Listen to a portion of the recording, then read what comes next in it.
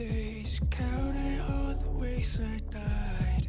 Everything I couldn't save, buried down, still half alive. It's got me crawling in my skin, but no one's coming out to hold me close. Pouring out the gasoline, yeah, I've been making friends with all these ghosts, and I got nothing left to lose. Fight to the future.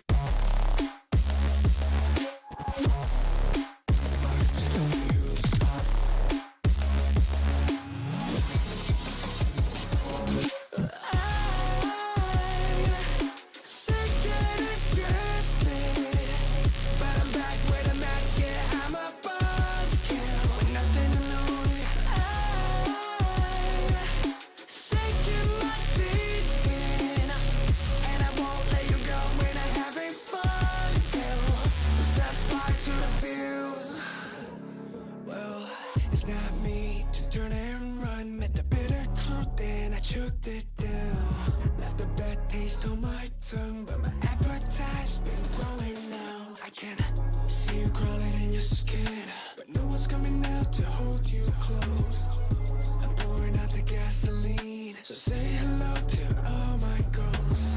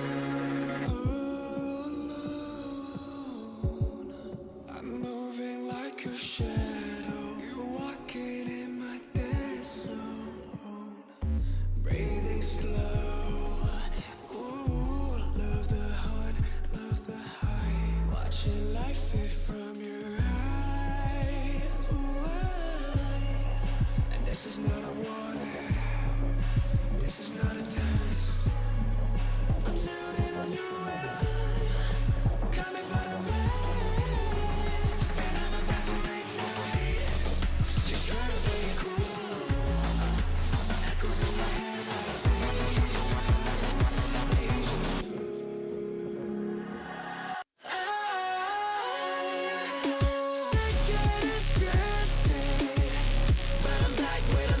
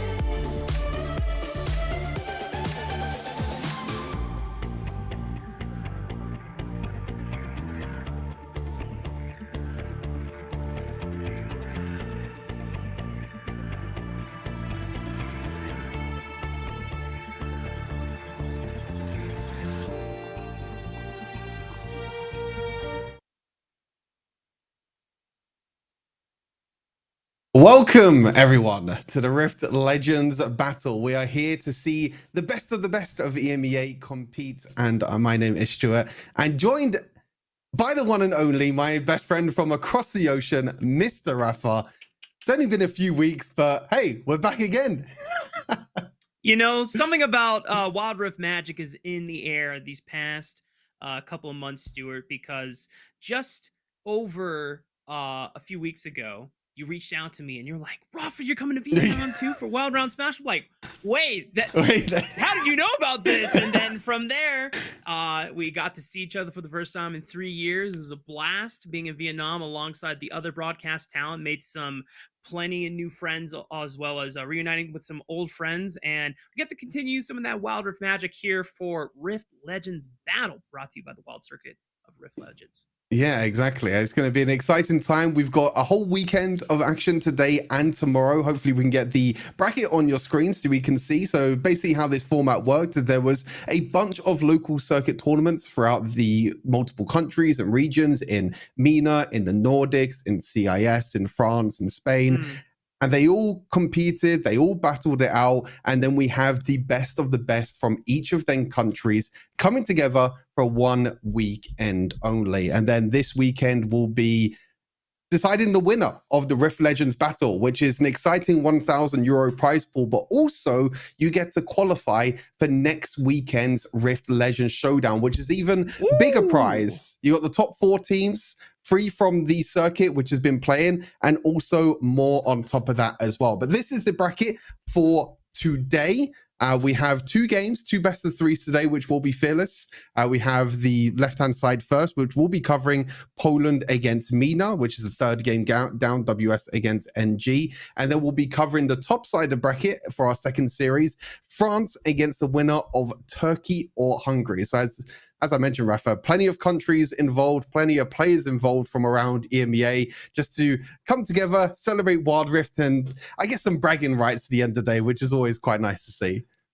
That's right. I mean, Wild Round Smash, we brought some of the best teams around the world for a little bit of showdown. And now for here, Rift Legends Battle, like you said, it is the best of the EMEA region as a whole, of divided all by a bunch of the smaller regions that make up this awesome ecosystem and the scene here. And it's always fun to come back and cover the European scene, because coming from the West and the Americas, I don't get that many opportunities to take a peek over the pond and see what you guys got cooking up over here. But every time I do get a chance to look at and see some of the hottest players here over in EMEA, it's always a joy to see. And I know that we got to meet some of the players from at least Turkey back over Wild Round Smash. It was always nice to see them. But I'm looking forward to our first match of the day between the Wizless Sharks and Next Generation. I think that's going to be a banger. Yeah, it's great to see, obviously, Poland and MENA, especially MENA, being one of the more popular countries and one of the most engaging countries or regions, I should say, in the EMEA circuit as well. There's also a player on Poland who's also in the chat who I used to play with all them years ago, I believe right at the start, 4 years ago, Komoto, who is the support over on the Polish team. So excited to be, obviously, seeing him play again, which is going to be exciting stuff. And of course, seeing how MENA does as well. And then, of course, later on, we have the beast in France. I don't think it will be any surprise to see France probably go very deep in this tournament during this weekend, Rafa, with some familiar faces that you might remember. And of course, me as well, players like Random, who was playing on Rex all them years ago. You also have Final Wax on there. And I believe Heste is in the lineup as well, who was also in the didn't make it to Icons, didn't go to Icons back then, but was in the EMEA finals as well. So I think when we talk about like power rankings and how strong the teams are, I think France is definitely up there as one of the favorites of this weekend. So we're expecting to see the Baguettes on top, or at least be one of the top dogs in this Rift Legends battle circuit. Well, that's going to make that second best of 3 later today very exciting, depending on whether it is Turkey or Hungary victorious going up against the French squad. But of course, our Poland and our MENA squads are going to duke it out. I believe we're just waiting on draft to be ready to go for on screen for us here. Stuart, I know we took a dive into the Wild Rift meta over at Wild Round Smash, but Hmm. for anyone that didn't get a chance to watch it, or if anyone is tuning in for the first time, what should we expect to see as power picks coming in for our matches today? Well, the exciting thing is that we did have a patch in between Wild Round Smash and also this patch as well. Mm. So we saw some of the maybe stronger picks, the likes of Lee Sin and Viego being nerfed finally. I think people would say finally them sort of champions, and that sort of, I guess you can say, high skill capped meta being nerfed down. Lucian also got nerfed as well, which I think is also something that we saw quite a lot a couple of weeks ago over in Vietnam. So still expecting to see them picks and still expecting to see some players pick them up as well. In general, we will see quite a lot again of these sort of engaged supports and the tank supports as well. Just a note for today, I mentioned briefly already, but this is Fearless. The best of threes are all Fearless, and Zillion and Yuumi are banned, can't be picked today. Yuumi, of course, Ooh. had the rework from a few days ago, which we want to give a bit of competitive integrity, so we have to wait a few weeks for that one. And then Zillion, there's a few bugs going on at the moment with Zillion, so just to be on the safe side, just cancel him out, which Zillion normally quite a popular support pick, as well as Yuumi, even though I think Yuumi right now over in China has a 35% win rate after the rework that she received. Oh. Yeah, she basically got the PC League treatment, Rafa, which you all know. So there's no Mhm. longer, can no longer sit on a jungler and give your jungler free damage. You have to build up the friendship points now with Yuumi, with the rework on Wild Rift. So you're kind of stuck on your AD carry. And if your AD carry doesn't have hands and doesn't have thumbs and can't play the game, then you might struggle a little bit. But yeah, both them Yeah. champions we will not be seeing today, unfortunately. Fair enough. Fair enough. Just making sure that Yuumi, if you're gonna play Yuumi, it's an investment. It's not just a AFK watch Netflix on the side monitor kind of deal. But here we go. Wizzless Sharks versus Next Generation Draft One, ready to go.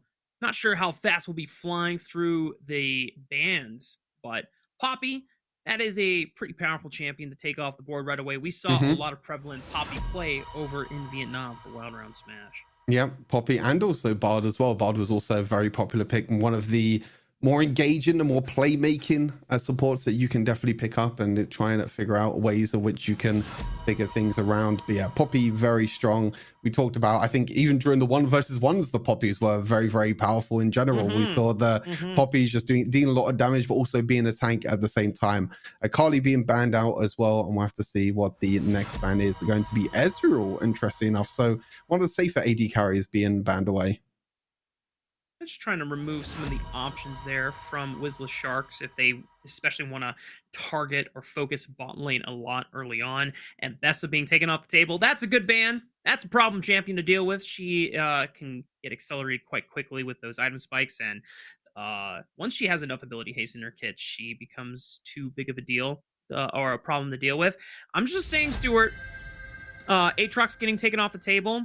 I'm looking at things. I know you said Lee Sin and Viego are already been nerfed on the ban hammer.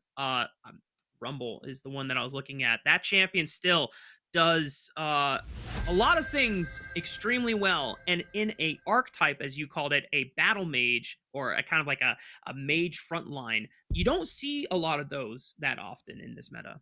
No, exactly. We always want to kind of prioritize the AP damage sources because we don't have in Wild Rift compared to PC, we don't have that much damage sources in terms of AP champions.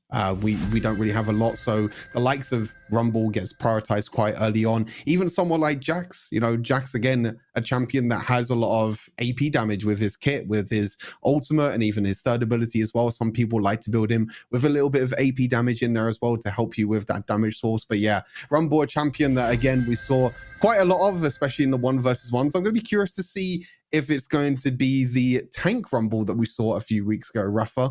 I'm sure that will give you a few nightmares, or it might be more of the, I guess, like you said, the battle mage style with things like Leandries. But Lucian's still going to be picked up even after nerf. I think a few players are still realizing that the champion is still pretty strong even after a few of the damage numbers went down. We'll see how well they can pilot it. And speaking of champions that were nerfed but still might be in the comfort zone for certain players, Viego does get locked in. I mean, if you saw the long pentakill that he got with Viego, Mm-hmm. it just goes to show how ridiculous this champion can be in the right hand. Here we go, second round of bans. Yeah, Viego is very, very scary. Like you said, especially on the right hand. And I think that's kind of the real skill difference, really, when you talk about like players that play on the highest level, even junglers that play on the highest level. We'll see later on players like Finawax, who is considered not just in France, but also across the entire EMEA scene. When you talk about who is the best jungler in EMEA, who's the best one in the jungler, people will always put Finawax at number one. So we're not going to be seeing him in this series, but we will see him in the next series, which I think will be very exciting to see kind of that high level style of these skilled junglers as well. But at the same time, we'll still be seeing the MENA team pick up Viego, which will still be very interesting to see. Xin Zhao, Wukong, and Camille all being banned out. So some solo laners and some junglers being taken out the pool. This is really curious because this tells me that they're not expecting this Jarvan to actually be a jungler for the Whistler Sharks. So I'm imagining that they're expecting both Jarvan and Rumble to be the dedicated solo laners, and they're opening up the jungle pool to potentially be thinned out here. That if you're still trying to look for a separate bruiser or a fighter from the jungle role that's not the Jarvan pick, then do you go for Vi? Maybe just like guarantee more lockdown because you already have Cataclysm and Equalizer. That's the hot pot combo right there. I don't know if you really need more lockdown or if you would like something a little bit different in terms of utility.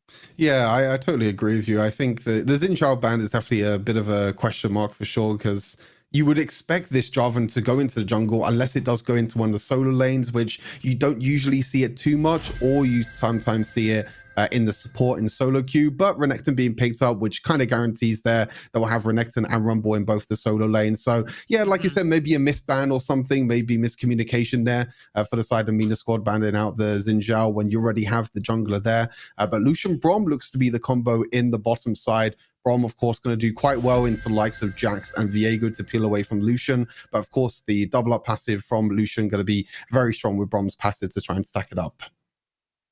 Next generation looking at their own support option of choice. Swain, more than likely that dedicated mid laner.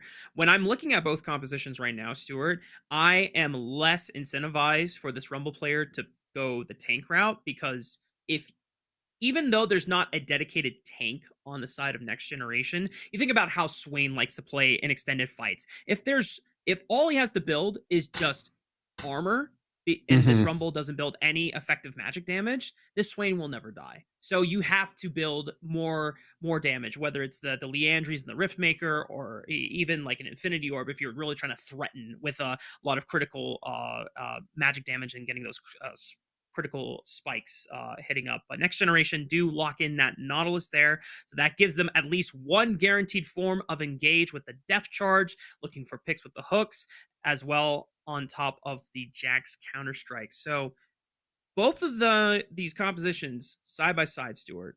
I'm kind of giving scaling edge over to next generation, and Whistler Sharks, I feel like the onus is on them to be proactive early with their setup.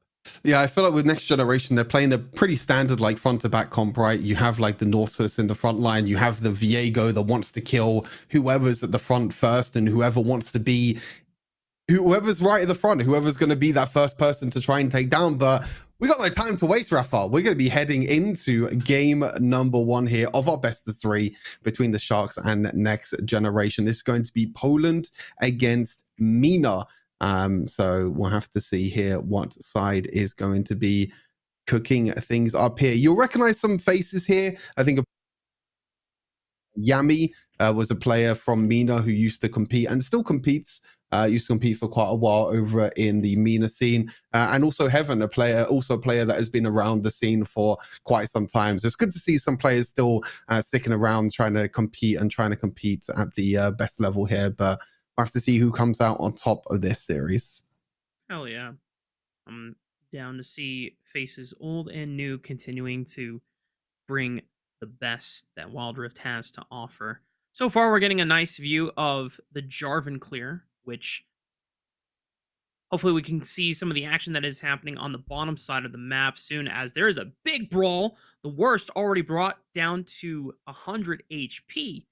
Oh, the flash in from the Braum is going to force the flash out of Sivir as well. Here comes Heaven looking for a quick roam, but because the worst is able to pick up that honey fruit very rapidly, it gives them enough time before Heaven comes in for the cleanup. And the good old honey fruit. Some people love them, some people hate them, Rafa. It's like, oh, I took you to 1 HP. That's psych. I just go back to half HP thanks to the honey fruit. And it doesn't actually help there with, as you mentioned, the tower dive and the rumble looking thrown. But a lot of tension, Rafa, into this bottom side right now. And with the priority, the flash forward from the Lucian as well. Holy moly, and Heaven is on the wrong side of the tracks trying to lean up towards the mid side of the map, and here comes the first reset from the Viego, but doesn't get a chance to pick up the possession. It's 1-for-1 trade so far. The Jarvan finds the knockup, forcing the flash out of the Swain. Yeah, very aggressive play there. We saw a huge 4 versus 4 in the bottom side. And meanwhile, on the top side, Renekton getting a solo bolo. Yummy. Getting that advantage early on. You said, Rafa, that this team and this composition for the Sharks, they really want to play aggressive early on. They really want to make sure that they get the advantage. And that's exactly what they're going for as well. Great aggression there from Renekton. Yeah, I'm down with like the Viego trying to pick up possessions early on. That is your fantasy. You want to live in Reset City, but you gotta give a little bit extra care and respect to Wizzless Sharks' power early on. Your bot lane has been pushed in. They already lost Flash. They were forced to take the Honey Fruit early. Trying to look for that fight is a little bit aggressive. And now, Stuart, looks like the Jarvan is about to bring some more pain to the bot lane. Yeah, this Jarvan's going to be very scary to deal with. You have so much lockdown as well, and especially with no flash on the Nautilus and no flash on the Severe. Easy pickings for the Jarvan. Of course, they're using the beautiful Calligraphia skin as well. One of my favorite skin lines. Going to be picking it up in the bot side. But meanwhile, whilst that's happening, it does give the Viego a little bit of time to be able to invade and take some of the jungle camps away from the Jarvan. But look at this. All tower plating's already gone already. Rafa on the bottom side. Sheesh. This poor Sivir was denied a lot of gold under the tower thanks to the Jarvan just staying as long as he could. Death Charge comes out, maybe looking for a return kill onto the Braum, but Solo is a bit too tanky for this Sivir to pick up any meaningful damage back onto it. Throws out the Boomerang Blade, but nice use of the Unbreakable Shield keeps both himself and Fura X alive.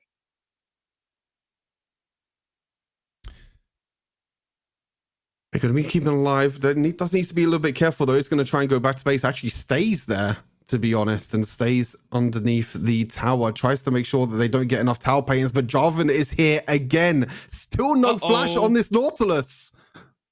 Yeah, this Nautilus is not going to be alive for very much longer. The Equalizer is going to cut off the worst retreat path. So the only way out is try to fight forward. Now with the Swain going demonic ascension mode, resets does not come quite through. But great pull from Mojo Jojo.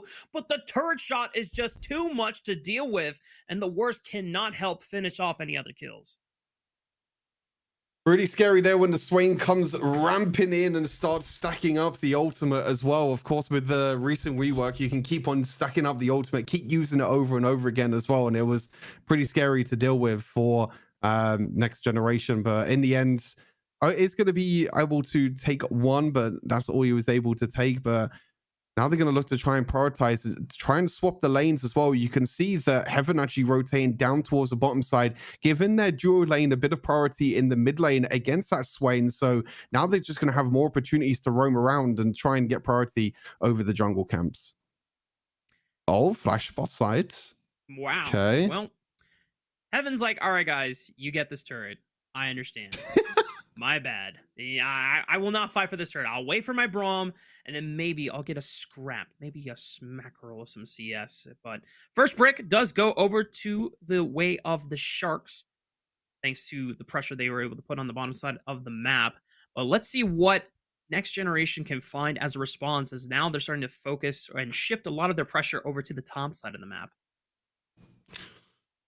You see the big thing right now is that Viego has a huge lead in the jungle, nearly 1,000 gold in the jungle. And as we were talking about earlier, with Jarvan prioritizing ganking and getting his lanes ahead, Viego has just been power farming. This is a jungler that if he does get ahead early on, and if he's able to get a few of them crit items, then it becomes very scary to try and deal with. So I think next generation needs to be a little bit careful here, because this Viego is starting to stack up and do a lot of work. Looks like both teams, Rafa, are going to be prioritizing this dragon. No team is going for the Rift Herald, which is really surprising to see. Crazy work. We'll see how it pays off for either of them. The engage is there from Solo, TP. finds the first knockup. TP coming in from Mojo Jojo, ready to pop the Demonic Ascension, tries to roll through the first one. Nautilus is the first one to drop. Here comes the resets. Viego looks for the ultimate, but the Heartbreaker ends up breaking his own heart as he goes down way too early. Mojo Jojo trying to do everything he can, picks up a couple there, but not everyone will fall from the side of Next Generation. They're the ones that persevere, and Life Failure cannot do anything to salvage the play. Dragon goes over to Next Generation. Yeah, 4 for 2 in the end. Bit of a misplay from the Viego, as you mentioned. They tried to use the ultimate, tried to get the resets on the back line, but they were not low enough, unfortunately. It was just the Viego jumping in. And as soon as Viego jumped in, you saw everyone for Next Generation just turn their attention to the Viego and completely one-shot him. And he didn't even get a kill. He didn't get the reset that he wanted. And that did give the Dragon over to Next Generation. But however, the Herald will go over to the Sharks. But Viego's in a lot of trouble again. The red carpet laid out by Heaven's Rumble, and that's a one-way ticket back to the fountain for Keizo there. A double kill going over to Heaven's Way. Next Generation, I will say, Stuart, that bottom side fight under the tower seemed like it brought Whistler Sharks back into gold contention, but ever since the Dragon misplay, Next Generation have regained control of the map and the game as a whole. Yeah, they're finding the right fights at the right moments right now. And you can see, as you mentioned during the draft as well, Rafa, the Rumble going for the more aggressive build, going for the more damage build, which means they don't really have a front line. They do have the Brom, and I believe this Jarvan is most likely going to be going for the Trinity Force into the full tank build as there's a flash forward from the Nautilus. Yeah, just to make sure the death charge comes through and the first reset is claimed by the Viego there. Picks up the Lucian corpse for the possession as they at least allowed the ensemble to crash into the turret in the mid lane. We'll see if Whistler Sharks can get anything more, but that was a really nicely timed pick. Even Mojo Jojo's around the wings here for another fight. Yeah, fight on the top side and a fight in the bottom side at the moment. Looks like they're going for the invade, trying to take more jungle camps away from this Jarvan. The Viego in team fights has not been really performing too well. A bit misplayed a few times on the ultimate, but I have to say right now, in terms of the Sharks, they've been doing really well at trying to get ahead and trying to get the jungle ahead. In terms of farm, you can still see the Viego is still 1,000 gold ahead, even though they are 1,000 gold behind in general. So all the laners are losing, but this Viego is ahead in gold, and it is going to be the main carry, because when you think of the composition, you have the likes of the Nautilus setup for Viego, you have the Swain, which is more of a setup as, oh no, Komodo. That's one step too far, buddy. Yeah.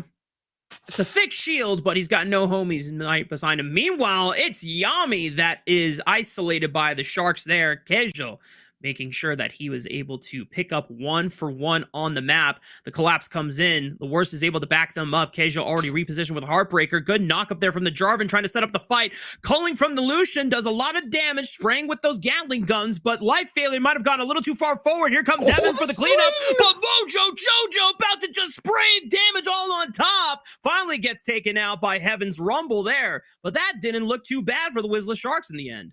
Oh, Swain nearly got a huge triple kill there in the end, but a few flashes away, a few dashes, escaping away from that Swain was just enough, but that looked horrible for a second there for Next Generation. The Swain's still trying to do so much, the Malignant's doing so much work. You saw all the pulls on the floor, all the extra damage that the Swain was able to do, but there was just no crowd control, no way to lock down this Next Generation, unfortunately, so it meant that the Swain did drop. He wasn't even able to pick up a kill himself, so again, it's very back and forth. You feel like this first game, Rafa, you feel like one team's ahead and then suddenly someone just comes from downtown to just jump on in and try and do enough damage and then makes a bit of a misplay. So still neck and neck when you talk about the gold. It's only 1,000 gold difference at the moment.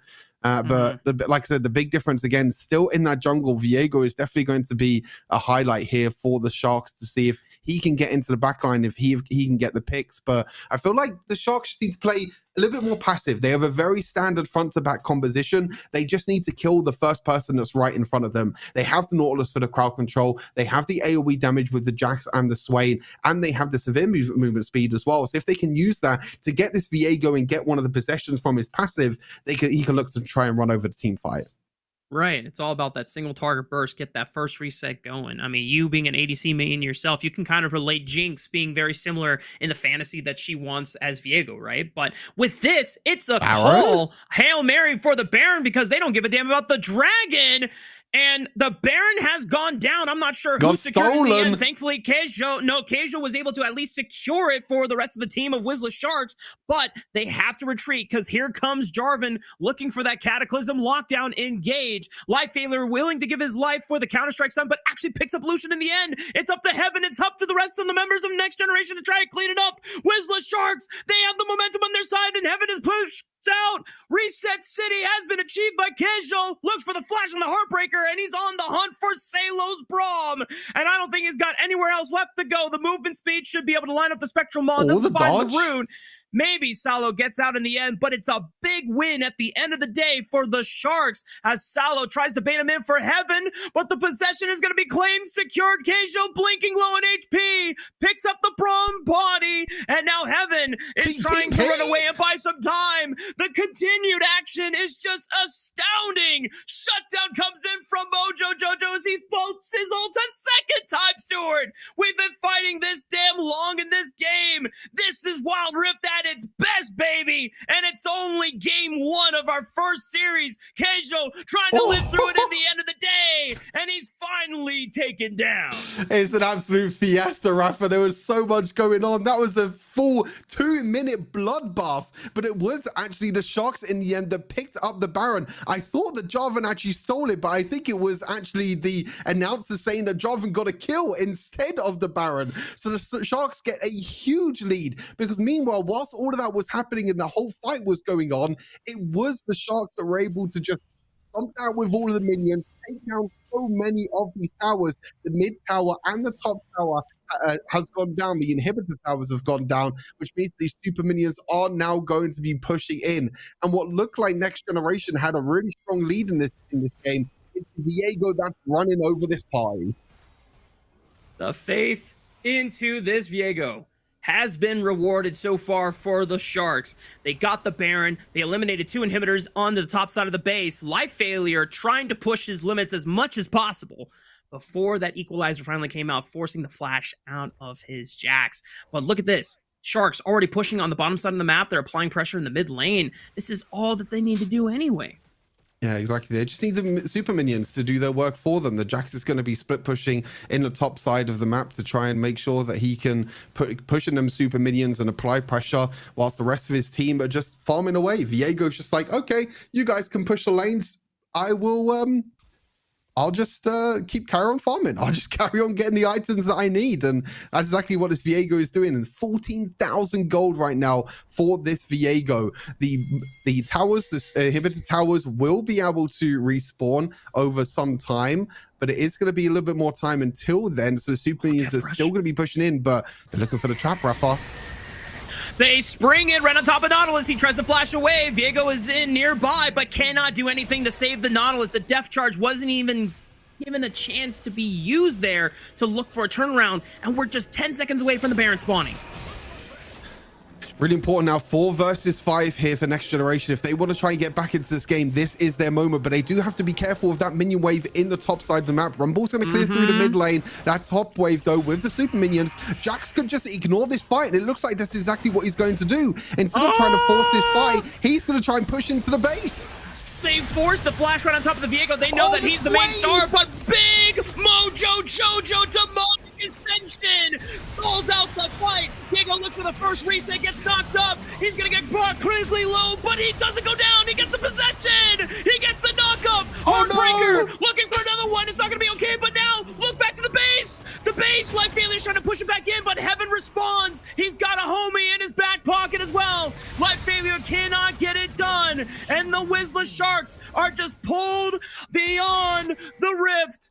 No one can get it done from the side of the Sharks. Komoto is the only person left standing, but this Baron should easily be secured by Next Generation.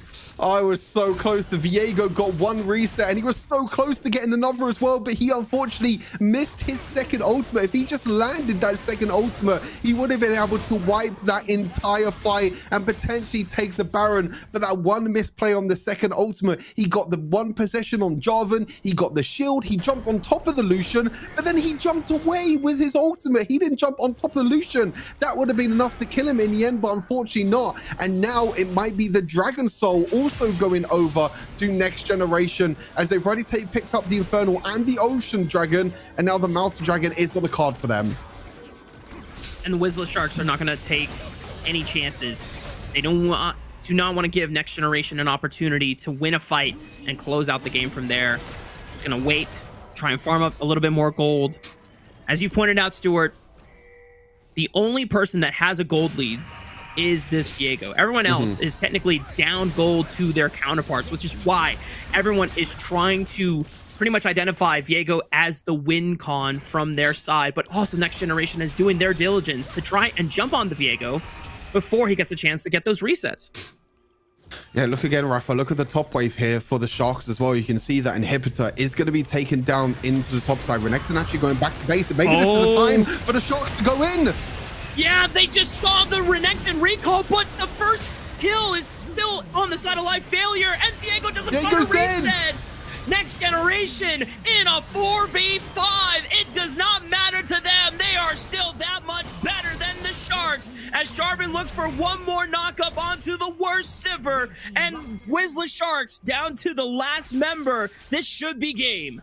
Yeah, this should be game number one, going over to Next Generation, going over to the MENA squad. It was a very back and forth game, but now hopefully with these Baron up super minis, it can be enough. Komoto's going to try his best, but it's not going to do enough.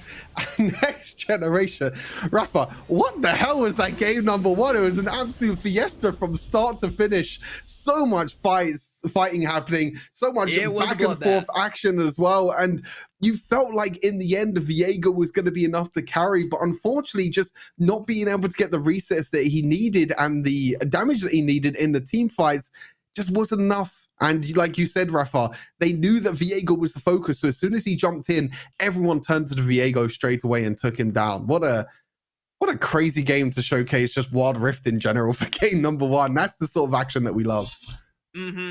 I think there's a couple fights in there where Whistler Sharks were extremely locked in, where everyone understood how to play around the Viego. And there are a couple fights where I think the communication just went out the window. There is a breakdown in the chain of, hey, we need to be synced up as a death ball playing on top of our Swain, because the fact that Swain was behind in gold but still felt very powerful and very effective in those team fights just goes to show how value of a pick Mojo Jojo was being for his squad.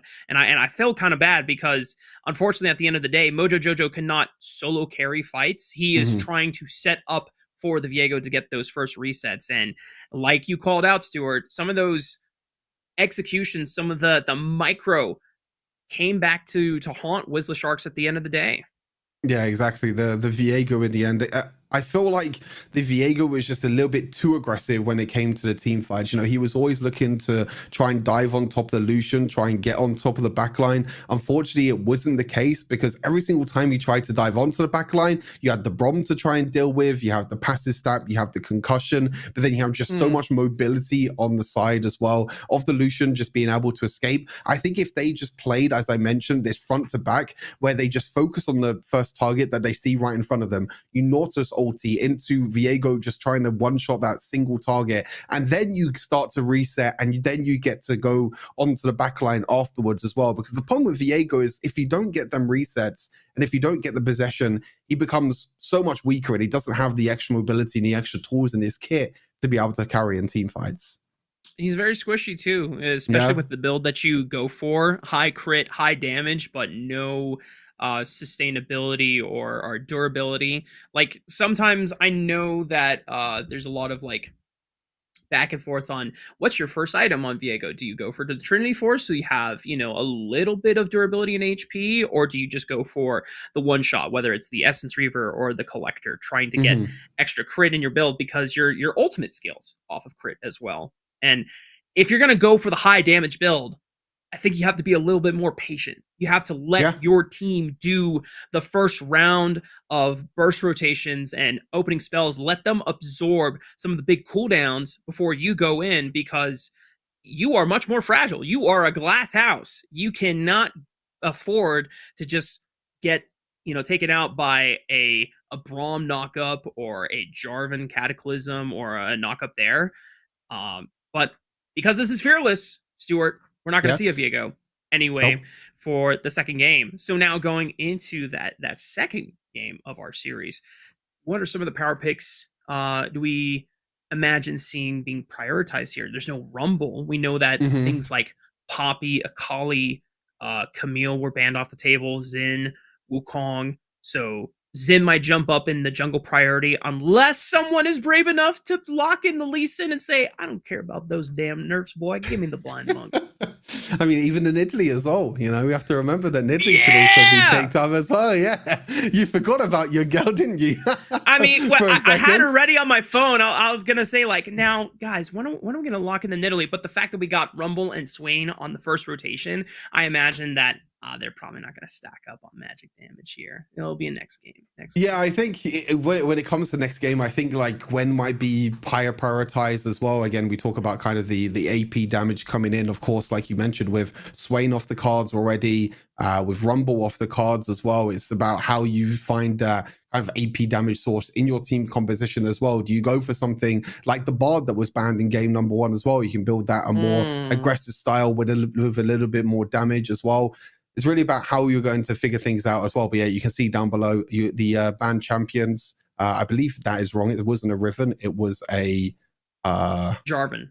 Who is it? Jarvan. Yeah, it was Jarvan instead of Riven. But yeah, Viego off the cards. And the rest are all correct. Yep, the rest are all good. Yeah.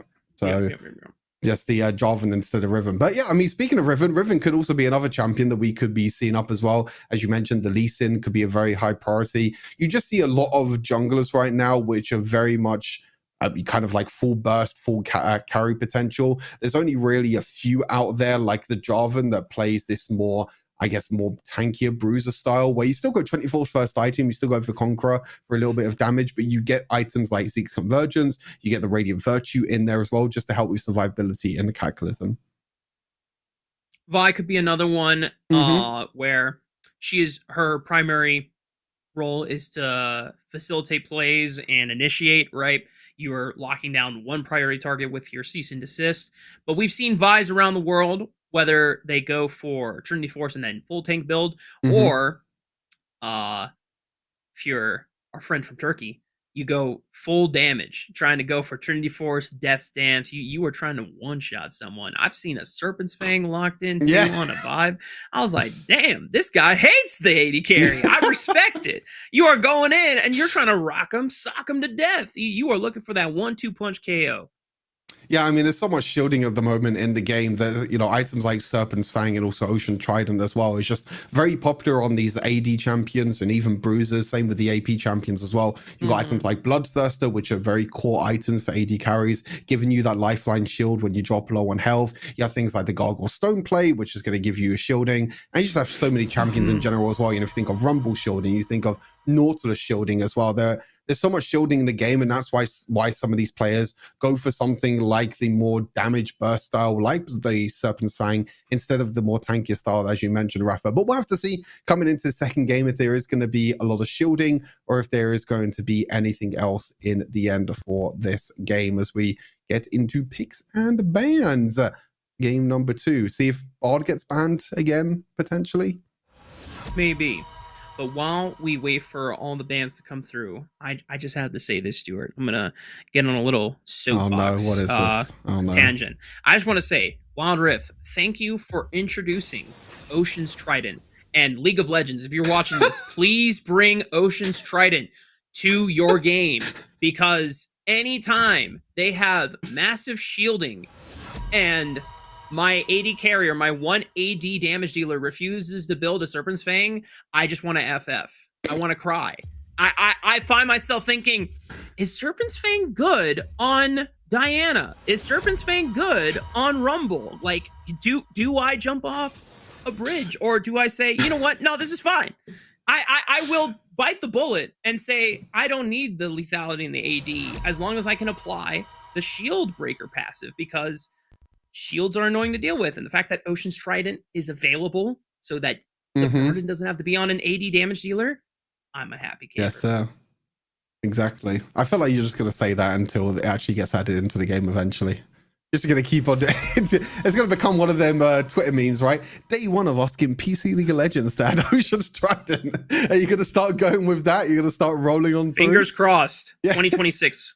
2026. Ocean's Trident, please. You never know. But a little bit of a different first banning phase here, Rafa. Zinjal was banned in the second banning phase in the previous game as well. We see the Gwen coming up in priority, as well as the Hecarim. Interesting enough, I was talking about the Gwen as kind of that AP damage source potential that does get banned away. First pick priorities now potentially could be some supports. Blitzcrank is interesting. I wouldn't really agree with that. That looks more like it. Camille first pick, locked in straight away. Great champion for split pushing, and it has great lockdown and great synergy with a lot of champions like Galio. I wouldn't mind seeing an encore from Seraphine, but that Poppy, which was banned by Next Generation in the first game, I think it's a valuable pickup just to slot her in right now. And she can go in a variety of roles too. It makes her so versatile. Xayah, that's your girl right there. That's a nice marksman to lock in right now. Yeah, that's going to be locked in straight away. Another AD carry picked. Of course, Lucian's off the cards. Severe is off the cards. Ezreal's off the cards as well. So you go down a little bit in priority here, and the Xayah is going to be picked up as well. Can be paired with something like the Rakan as well if they want to go for this as the third pick. But you do have the Poppy right by her side as well. Could be Poppy support. Very unlikely, but you never know. But the Poppy, again, going to be very difficult for the Camille to deal with. You don't usually do enough damage as the Camille to try and break down the Poppy.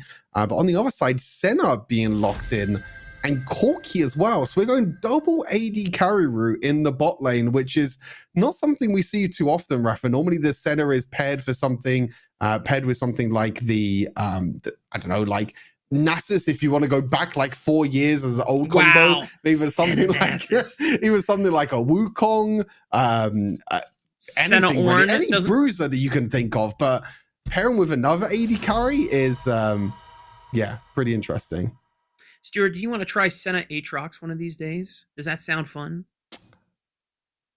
How do I keep you alive? I mean, I have sustain in my passive, and then you sustain me with your first ability. You're just going to go in and just ignore me. Yeah, you got to keep up, bro. Like, I'm expecting those piercing darknesses right behind me. Come on. Do you expect me to flash in for you as well and to save your life? Absolutely. Take Ghost. Take Ghost. You got to pop Mach 6 speed, baby, when you're riding with me. I'm just letting you know. Anyway, Next Generation, they round out their bot lane with Rakan. So it's the Lovers Duo bot lane. You already have decent disengage between the Poppy and the Rakan, as well as solid engage anytime he wants to flash in with that grand entrance or the quickness in powering him to charm people as he dances through the battlefield. Orianna, though, that's a nice mage shout out from the side of Wizzless Sharks, as if you're banning the Aurora, that could have been one of the champions that might have been able to survive the laning phase against her.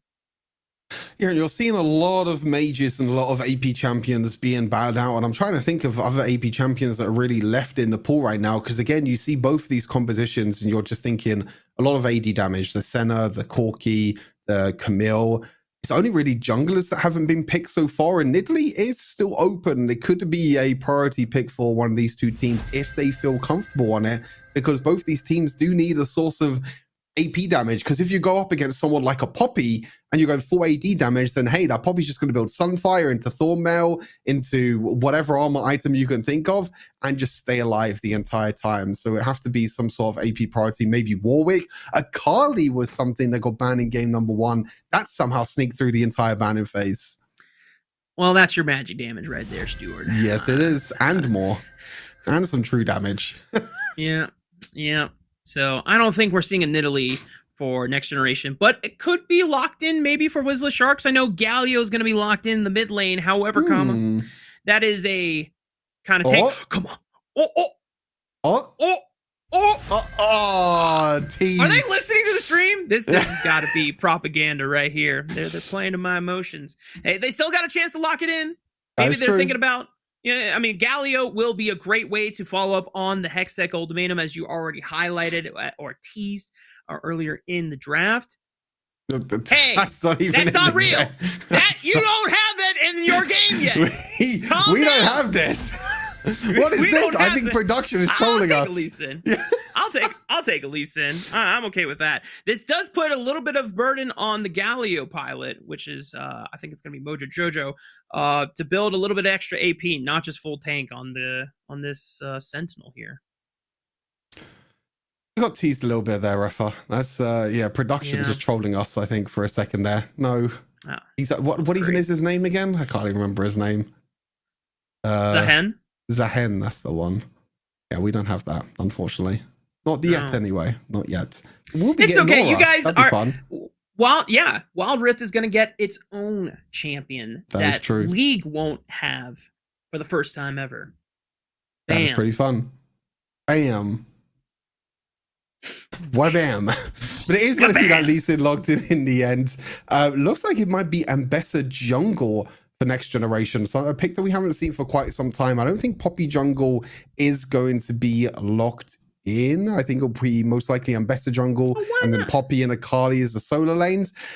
In Wild Rift, as I mentioned, you kind of go for these more damage dealers. There's more of carry junglers. Poppy just takes too long to clear through the jungle. That's kind of the way that Wild Rift works. It's not really about being a tank or being an annoyance in the jungle. It's more about how efficiently and how quickly you can clear through the jungle. So it gives you more time to gank or to try and invade or make an impact on the rest of the map. Champions like Lee Sin, obviously we saw last game with Viego as well. These champions are just great carries. They can just clear through the jungle so damn quickly. But I'm more curious about the Shark side as well. Where are these champions going to be going? Because it could be something like Senna Galio bot lane and maybe Corki going into one of the solo lanes. Could be the Senna Corki with the Galio mid lane as well. So there are plenty of positions and plenty of flexibility on both sides, I think.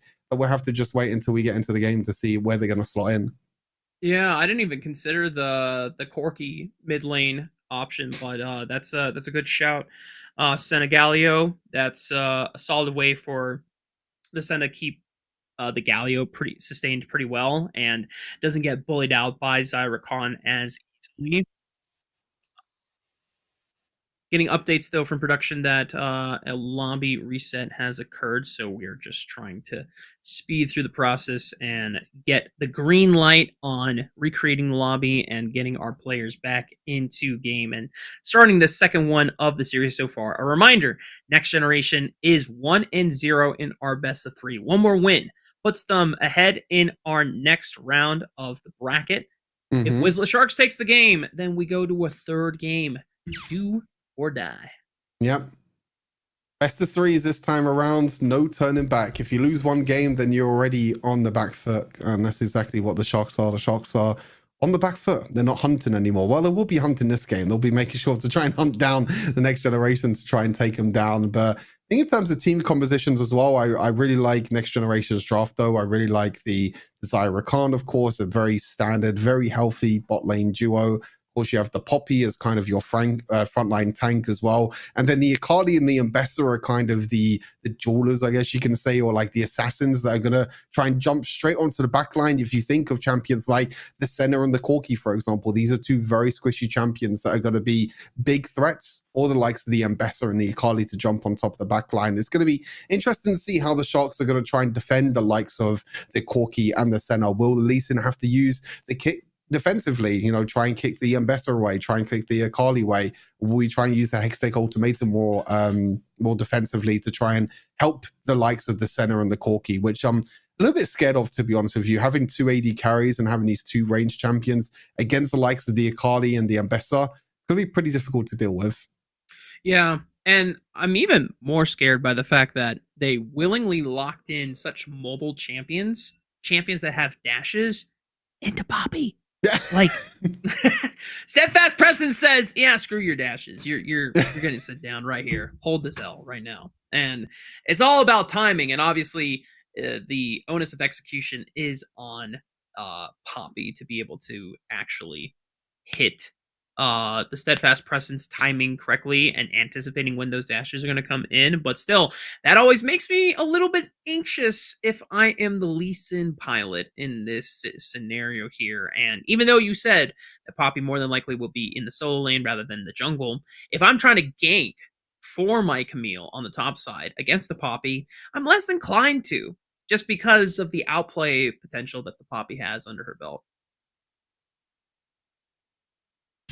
But that's just me for next generation. That's just you. Yeah, you know what? What about everyone else? It might just be a player diff. Maybe this Lee Sin has more cojones than me, bro. Maybe they're bigger. Who knows? And for next generation, they might just bend to the might and will of the blind monk, and we end up going to our game 3. One thing I'm curious about though, Stuart, is how late this game will be allowed to go, because one of the things we called out in the first game was next generation's composition was the clear beatdown, trying to get advantages early and be proactive, and Whistler Sharks are trying to garner for a little bit of stability in the early game so that they can scale and hit those 2-3 item spikes, right? This time around, it's kind of a little bit of both. There's no clear early advantage I would give to either team here. I guess if you would really call like who has a stronger early game, I guess the Sharks a little bit slightly have a stronger early game. I think the Lee Sin just has a lot more power and a lot more agency early on. The Senna can just be basically very annoying as well. And if you have the front line of the Galio in the bot side, of course, we have to wait until we get into game to see where they're going to be placed as well. You have the likes of the Akali that needs a little bit time to scale. The Xayah might need a little bit time to scale, even the Ambessa as well. So I think if the Sharks are going to get an early lead, if you have the likes of the Lee Sin and the Senna getting that early game advantage, I think it can be very difficult to deal with. Mm-hmm. Well, that puts even more pressure on the Lee Sin for Whistler Sharks. So, Keijo, I know you have the Viego under your belt, and there was a lot of faith from the team in trying to play through the Viego to make sure that they could get the resets. We called out that a couple of those fights played phenomenally, got those resets and those possessions under his belt, and then other times was a couple Timos off the mark for landing those heartbreaker resets, right? So we'll see if they can step up to the plate with the Lee Sin, try and find some of that early game power. A lot of the times, and you see in this meta for junglers, is to try and full clear into looking for that first Scuttlecrab fight so that you can try and hit level 5 and have access to your ultimate. I would not be mad if I saw Keijo on the Lee Sin try and actually just go for aggressive plays as soon as he hits level 3, just trying to get into a lane, start punching people down, trying to get into the enemy jungle. If it is Ambessa jungle, she takes a while to scale up. So if you try to get into the Ambessa's face early on and bully her a bit, I'd be down for that.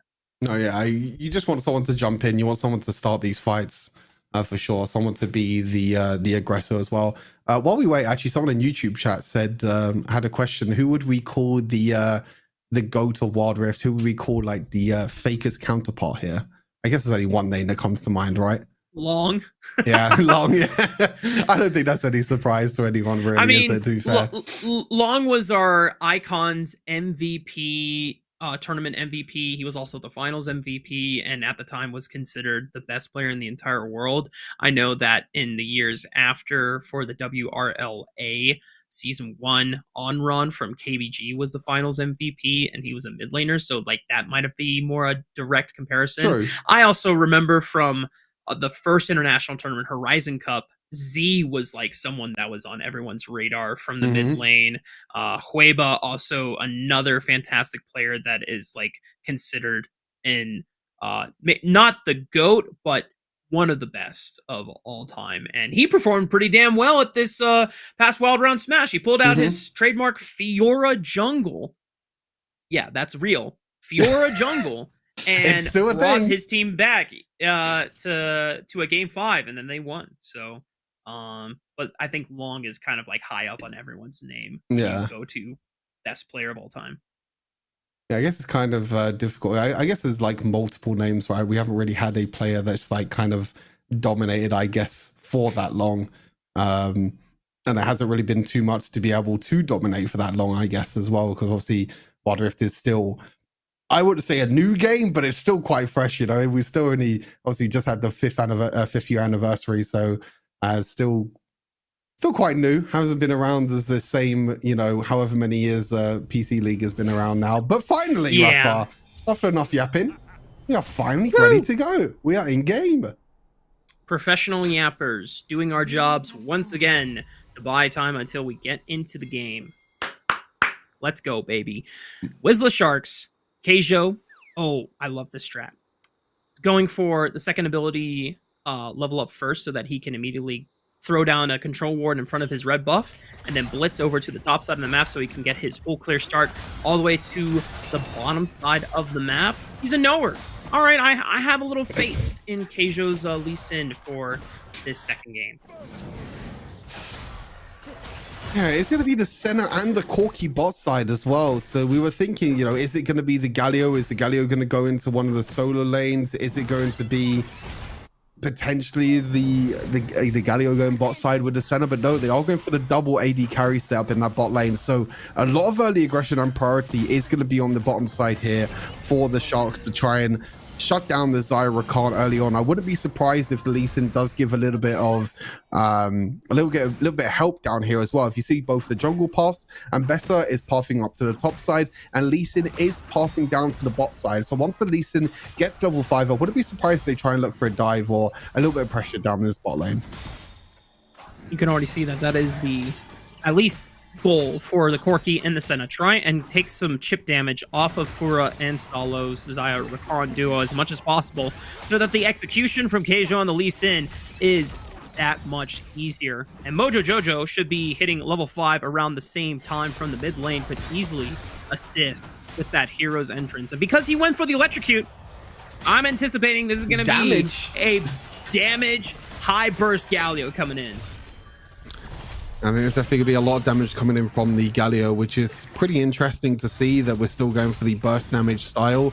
You can see the Lee Sin is now going over to the bottom. Scuttle Crab, no fights over the Scuttle Crabs this time around, but you see the Lee Sin is ahead on tempo, and Bessa takes a little bit more time now to clear through the jungle. There are a few changes that came in since she got released onto Wild Rift, with a few changes to her jungle, trying to make her more of a laner, but some players still like to use them as well. And as I was mentioning, Rafa, there's going to be a lot of engage and a lot of dive as well. TP actually coming, I think, from the Poppy.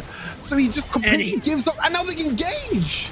Heaven with the collapse, and just like that, Mojo Jojo has been compromised. Keijo went a little too deep trying to force that play, and Next Generation punish. That is one of the craziest teleports and the earliest teleports I think I've ever seen in a competitive game of Wild Rift. He just completely gives up that top side of the map, and of course Camille's not going to be able to take 2, maybe 3 tower planes here, and instead helping his bot lane not get towered over there by the Lee Sin, and even flashing forward to play aggressive to get a kill as well. So pretty well played there from the Poppy, but you do lose a lot of gold. You can see 500 gold down now for that Poppy in the top sides. That is true, Stuart, but if I lose gold on any champion, I'll lose it on a tank gracefully. And I think Yami just understood the assignment there. It's like, hey man, I'm playing Poppy. What's a few hundred gold gonna do for me if I can ensure that my bot lane not lives, but also the first blood on top of it? And that just makes Keijo's job a little bit harder, as he wants to be able to try and find those plays early on before this Ambessa scales up. Yeah, denying that early lead, denying that early aggression, I think is something that the Poppy was trying to look for. Is now the Camille's going to go in. Hextech ultimate, no onto the Poppy, no flash for the Poppy as well. That is going to be dead meat for the Poppy. Really well played from that Lee Sin. As you mentioned, Lee Sin really wants to try and get ahead early on. And best of looking for the cross map, but nothing to do here. So just going to take a few jungle camps away. Yeah, there's not a big enough minion wave to look for a dive with Salos Rakan leading the charge there. Gonna try to take as many camps as you mentioned, but because Wizzless Sharks had already gotten 3 plates off of the teleport and Life Failure just dedicated to the Sigma grind on that push, Keijo comes in, helps him clean up the last 2 turrets, and that's first brick already. Yeah. 40 seconds before the Enchanted Ensemble even comes up from Swan. Oh, Rakan gets the kill. Rakan just dives on into the bottom side, uses the ultimate, uses the quickness to come on through, and that's the aggression there for the Xayah Rakan coming on through. Great ultimate as well. And now that means that there's going to be even more of a gold lead in this bottom side as well. But as you mentioned, Rafa, that first tower going into the top lane, that means that Camille already has Divine Sunderer completed, skipping the boots this time and going for the engagement. Lee Sin, what are you doing, buddy? I think Keijo was looking for a hop into a kick, but then just went way too deep and didn't have a target to kick. Ends up getting knocked down forward, and Next Generation continuing to play with the dive under the tower. And Akali slices and dices. Excellently played by Next Generation. A perfect tower dive into the bottom side of the map. No one dies. Everyone escapes on 1 HP. Just one after the other, taking that tower aggro to perfection. And now they're going to be able to take a tower into the bottom side of the map. It's not going to be the first tower of the game, so they're not going to get the extra gold, but that does mean they even things up for when these objectives spawns in 20 seconds time. The Xayah already completing that Bloodthirster is going to be a great safety net for her when it comes to these team fights. And once again, Stuart, you can see that Next Generation is willing to play for their bot lane's advantage, making sure that Fura X is put up on a pedestal and ahead by a massive amount. This is a Bloodthirster already completed. Potential fight in the mid lane. As the rest of the members here just posturing for position before the Dragon and the Ensemble spawn. This time around, looks like both teams want to go for the Herald. So in game number 1, both teams wanted to fight over the Dragon. And now this game, both teams want to fight over the Herald. The Rakan jumping in onto the backline with a double knockup. And the Poppy as well. Jam them! Bam! They're going deep into the backline. And Next Generation has shown them who is on top. Keijo able to finally do away with the Mbesta, but the health bars are starting to drop. Hang on, wait a minute. The double marksman from the side of Wizzless Sharks is doing work, but here comes Heaven's Akali.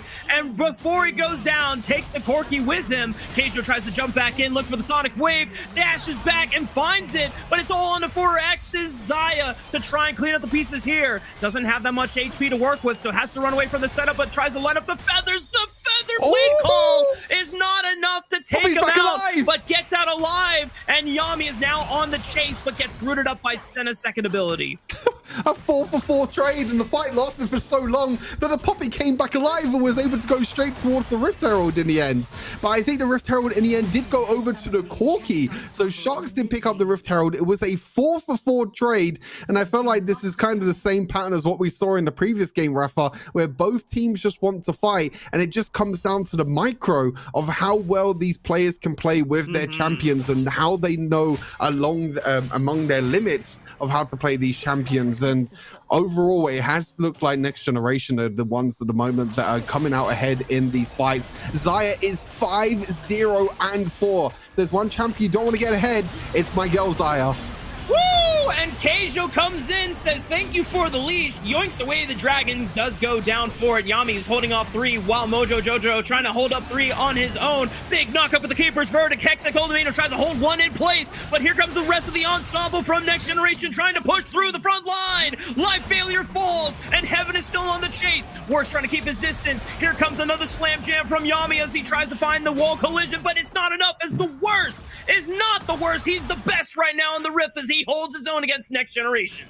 Oh, the double AD carry still alive though, and I think if they could keep these double AD carries alive, the center and the Corki, they could do a lot of work in the back line. You're seeing how much of a nuisance this Camille and this Galio can be in the front line. The space that it can give these backline carries are going to be so scary. But it's actually the Xayah that got caught out in that fight. The Lee Sin doing incredibly well to jump onto the Xayah and pretty much burst her down. So you need to be a little bit careful. You are very far ahead. You're on 2 items now on the Xayah already, but you are still an AD carry, and you will still get one shot by the likes of the Lee Sin, who's already gone for the Ghost Blade and has gone for the Serpent's Fang as well. So that Bloodthirster shield is not going to be as shieldy anymore. High damage build coming in from the Lee Sin.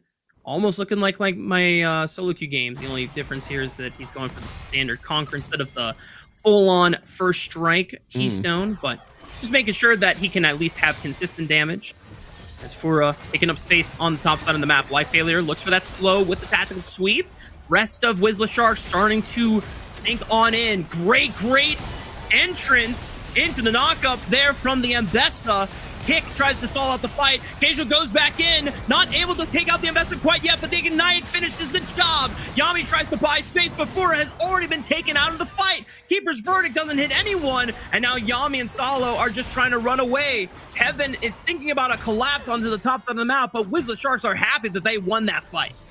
Yeah, Xayah in the end was able to use the ultimate to stop the Hextech ultimatum there from the Camille, but didn't have anything to stop the root from the center. Actually deciding go for Exhaust as the summoner spell instead of something like Cleanse. I think is a bit of a misplay when it comes to these fights, because you have things like the center root, the Galio taunt, which can be so annoying for you to deal with, and you need something like Cleanse to try and stop you from getting crowd control, to stop you from getting stunned or rooted. And you saw that was a big difference in that fight. The center root landing onto the Xayah, the kill coming on through in the end means that the Xayah now has 2 deaths. So that Goldie now for the Xayah is getting thinner and thinner. And on the opposite side, you can see again the Sharks, their jungler, Keijo, I'm going to go with, has a huge gold lead in the jungle. Another nearly 2,000 gold lead in the jungle. This is exactly the same as game number 1, but he wasn't able to be the carrier. It was just a little bit misplaced on the Viego. So now he's on the Lee Sin to see if he can carry this time around. Flash for flash from the Rakan for Corkies. It's a worthy trade for Next Generation on the next play that they try to hunt for the worst there on the Corki. Still has a cleanse available if he ever does get caught out by a charm or a root there from the Blade Caller, as... Okay, we're back. That was a bit scary. Potentially playing for the Baron on the top side of the map. Yami, I should say, is making sure that Mojo Jojo doesn't get a free base off, but will not get a chance to interrupt it. We have time for a breather, Rafa. Well, we haven't had enough time for a breather in this entire series. It's just been constant fighting. 20 kills in 11 minutes. And now they're just going to go towards the Baron. This is exactly what they did in game number 1. Aaron's going down mighty fast. I don't think the Ambessa can get in there. Hextech ultimatum by Life Failure ensures that there is no steal coming out from Next Generation's jungler. Keijo falling up on the play, trying to look for Yami in the end. Salo trying to stall out as much time as possible. Heaven goes in for the first cast, the perfect execution. Golden goes. Keijo cannot get out alive. What? Heaven goes a little too deep. Pays the price for that one. Nice grand entrance there for the knockup. And Fura goes way deep into the back line and is triumphant, looking for Komoto as well. My goodness, that was some exquisite blade calling feather gameplay from Fura X. Ace coming in for Next Generation, and they turn around that fight.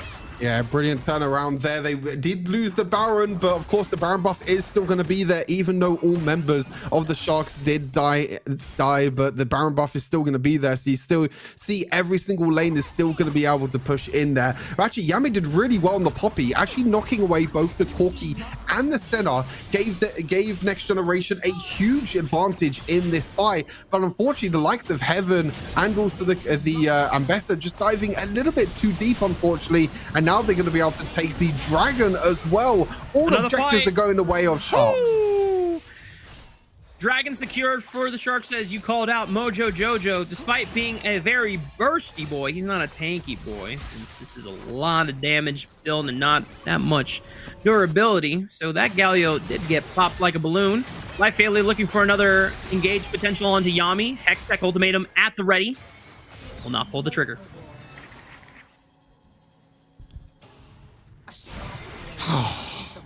Breaker completed for Camille. Camille now only has 2 items.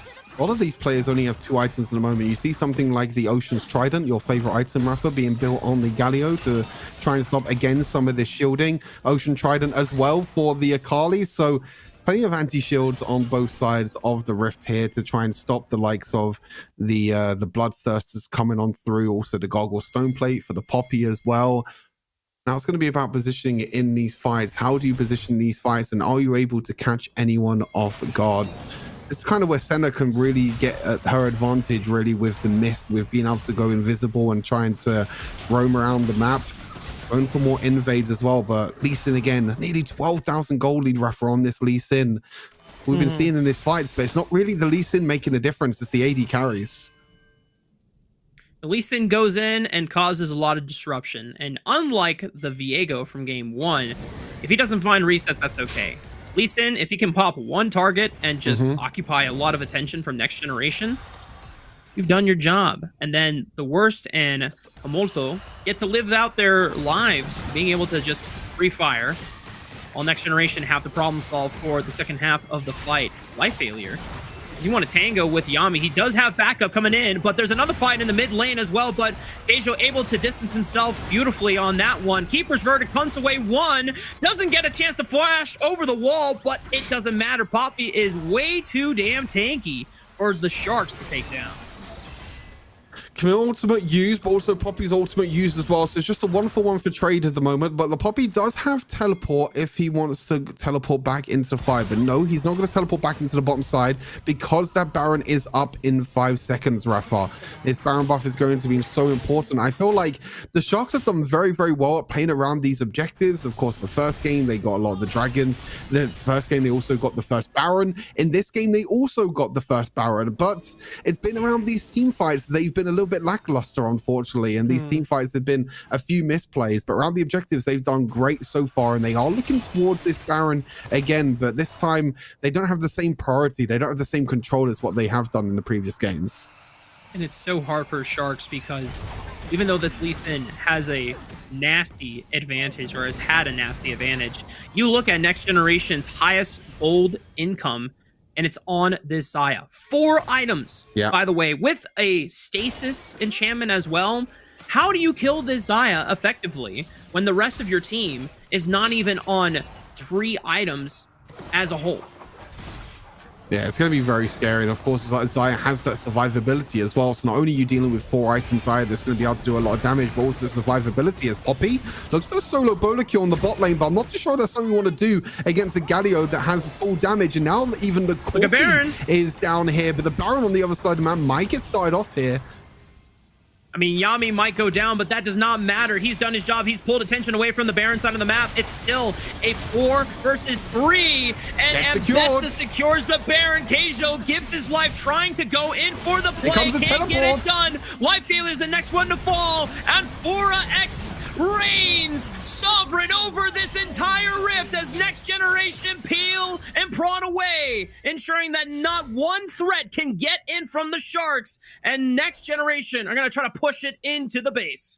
As you said, Yami did the job that he needed to do. He pulled away the Corki, and the teleports came in a little bit too late, unfortunately, for the Galio. The Poppy was there beforehand, and it meant that the team fight went in the way of next generation. They're going to try and push down mid with this Baron buff as well. Maybe even try and end the game. The Worst gets publicly executed right in front of the Nexus, and next generation will sweep the series 2-0 against the Sharks. MENA move forward and they take down the Polish side, and they'll move on to the next round of the Rift Legends battle. As I mentioned, I think the Sharks had a chance in the end. You know, I think that their objective control was very strong. Of course, their farming and their efficiency of getting gold across the map. You saw the Lee Sin, for example, get such a huge goal lead, but when it came to the team fights, the target selection was just completely off. Like in that last fight, the Xayah was just completely untouched the entire time, and that Xayah had the space to do enough damage, and of course the Poppy teleport making a huge difference as well. So very unfortunate. Of course, we don't have a lower bracket. Let's just say single round robin. So next generation, the MENA team will move on to the next round, which is exciting to see and something that we expected from this MENA squad with so many well-known names in the roster. Well done to next generation, able to what's the word? Harpoon the sharks, I guess is the most polite way I can say it. There's also beaching sharks, but that's a whole different topic entirely. But we're trying to take down sharks now. Is that what you're trying to refer to? No. I'm trying to bring awareness to the fact that there are poachers out in the world that do that kind of stuff. And that's terrible. But in regards to this game and this series in particular, the Whistler Sharks, they tried their damnedest, and you could see that both times the focus was trying to give Keijo a lot of those resources, whether it was playing for the resets in game 1 on the Viego or try and give him a strong playmaker so that he can just blow the game wide open. And there was a couple moments where you saw that, hey, there's an angle here, there's an opportunity. But next generation, I think macro wise, were just more they're quicker to adapt to the state of the game and just understanding the flow of the map. I think that single play by Yami on the bottom side of the map just kind of sealed the deal for game 2. Just the fact that you already pulled away 2 people, that's Whistler Sharks pretty much forfeiting their ability to contest at the Baron. No, exactly that. And I think in the end, it came down to just, the macro play of being able to bring the Corki to the bottom side, not even die in the end. Again, the teleport was enough as well, which was completely fine in the end. But that's going to do it for our first series of the day. MENA squad taking the win over Poland. But we still have one more best of 3 Rafa coming up after the break. It will be France against either Turkey or I can't remember the other squad. Who is it? Remind me. Turkey or France. Turkey or Hungary. Yeah, whoever won that. We don't know the winner yet, but we'll probably know after the break. But yeah, the winner of Turkey or Hungary will go up against France. So we get to see players like Random, like Final Wax, and I think some of the best players in EMEA are going to be action after the break. So don't go anywhere. We're going to be going to a break. Stay tuned. We'll be back with more Rift Legends Battle after this. Woo!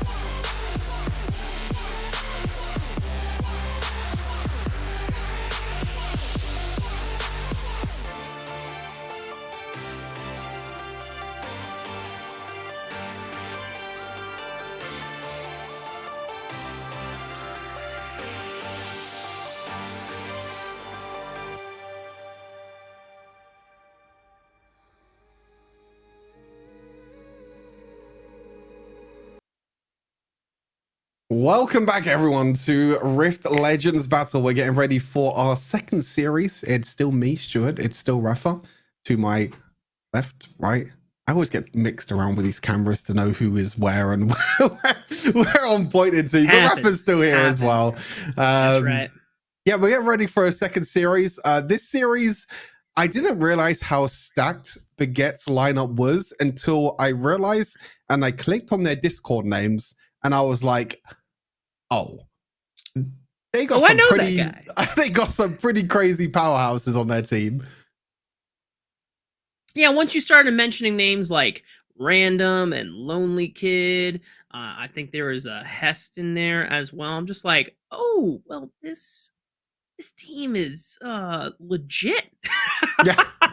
Yeah, I mean, if I remember them back in the 2022 days of icons and all the official circuits around the world for Wild Rift and Riot, then yeah, this team is ready to steamroll through the bracket here. But we'll see if the Turkish squad can bring it to them, and maybe they can play spoiler. Because remember, Stuart, this is single elimination bracket. So if for some reason today someone on the French squad woke up on the wrong side of the bed, or their thumbs are not completely locked in that flow state, who knows? You could be seeing something unlikely.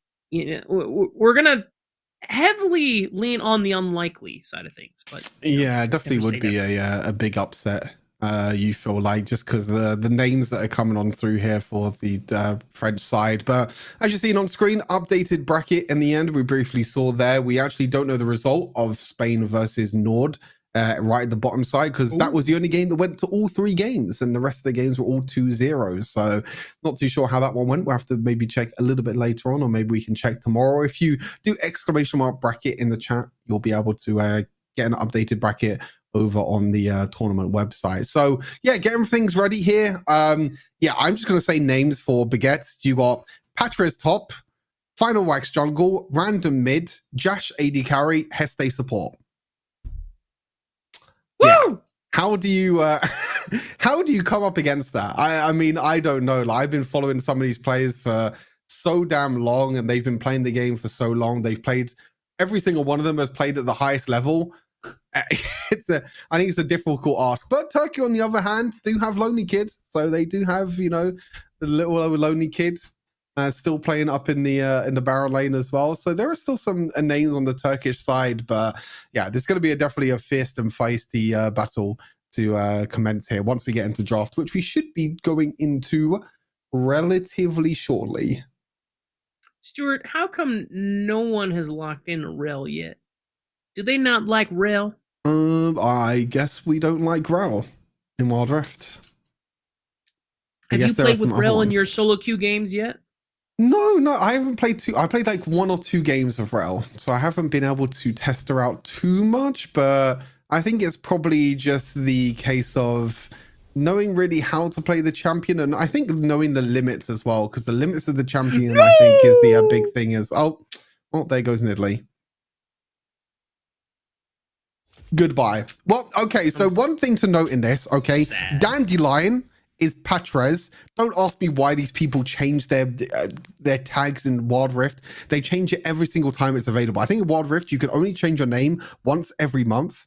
And some people count down the days until they can change their name, and then they just randomly change it to something else. And then My Little Pony is Jash. No idea why his name is My Little Pony. Pony. Yeah, don't ask. And then Blessed is Lonely Kid.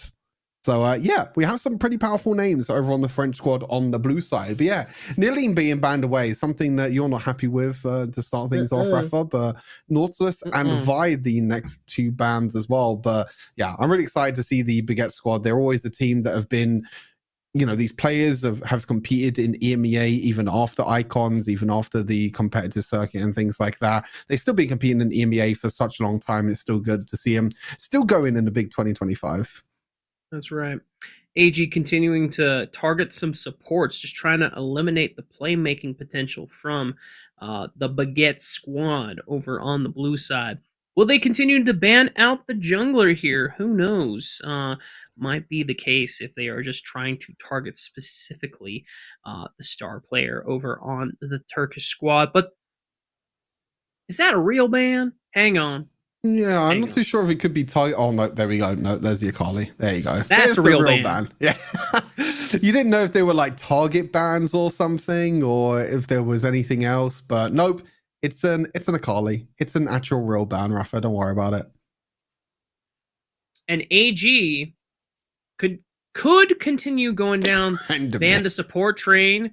Yeah, I don't think a Tryndamere ban is hitting the streets anytime soon here. I was gonna think Blitzcrank was gonna be a real ban here, but the Aatrox, that's a powerful champion in the hands of either a jungler or a solo laner if they want it. So, but now, Rumble priority, anyone? Rumble? Any True. rumblers in the chat? Any rumbles in the jungle? Oh, that'd be cool if we saw rumble jungle. I don't think we will, but rumble in the jungle could be a thing. A Rain Soul Hover, Aurora. Okay, Aurora. Oh, Aurora is also a good pick. Yeah, also a very good pick. Also a very comfortable pick for random as well. So that's going to be going into one of the hands of either random or Patras. We'll have to see what hands that goes into, but most likely will be random. He really likes his mages and his AP assassins that he can get his hands old onto. Why are we production? Why are we doing this? Why? Why are we hovering? Why are we hovering champions that don't exist? Oh, we do get Rao. Okay. Sorry, that was not good. I gotta be careful. So for context, both me and Stuart, after our travels abroad, we come back, and after being used to a very humid and hot climate, we came back to much drier and colder climates. So both of our bodies were put into shock, and my throat is still quite dry since Utah, where I live, is a desert, literally. So I'll try to be a little bit more conscious about that. But hang on, Rel is locked in. This is our first time seeing a competitive Rel game, at least on a stream that I know about. So I feel like we are part of history in the making here, Stuart. Yeah, we get to see Rel. I mean, Rel has always been a powerhouse over on PC League for many years now, I feel like, and there's always been one of them playmaking supports that it's kind of like the Nautiluses or, you know, champions like that you can try and get your hands on and make really big plays when it comes to these big massive team fights. But like you said, it's gonna be exciting to see him in her, or see her, sorry, in a competitive environment. On the other side, Lee Sin in the hands of Final Wax, that's definitely a champion you do not want to give over to him, one of his most comfortable champions. And then Jash is going to be picking up the Lucian. So you're already looking at Baguette's side, and you're looking at 3 really big powerhouse picks there. Poppy locked in. It's a nice answer into the 3 champions being shown by Baguettes. All of them have some form of dash, if not 2 dashes. Looking at you, Mr. Lee Sin.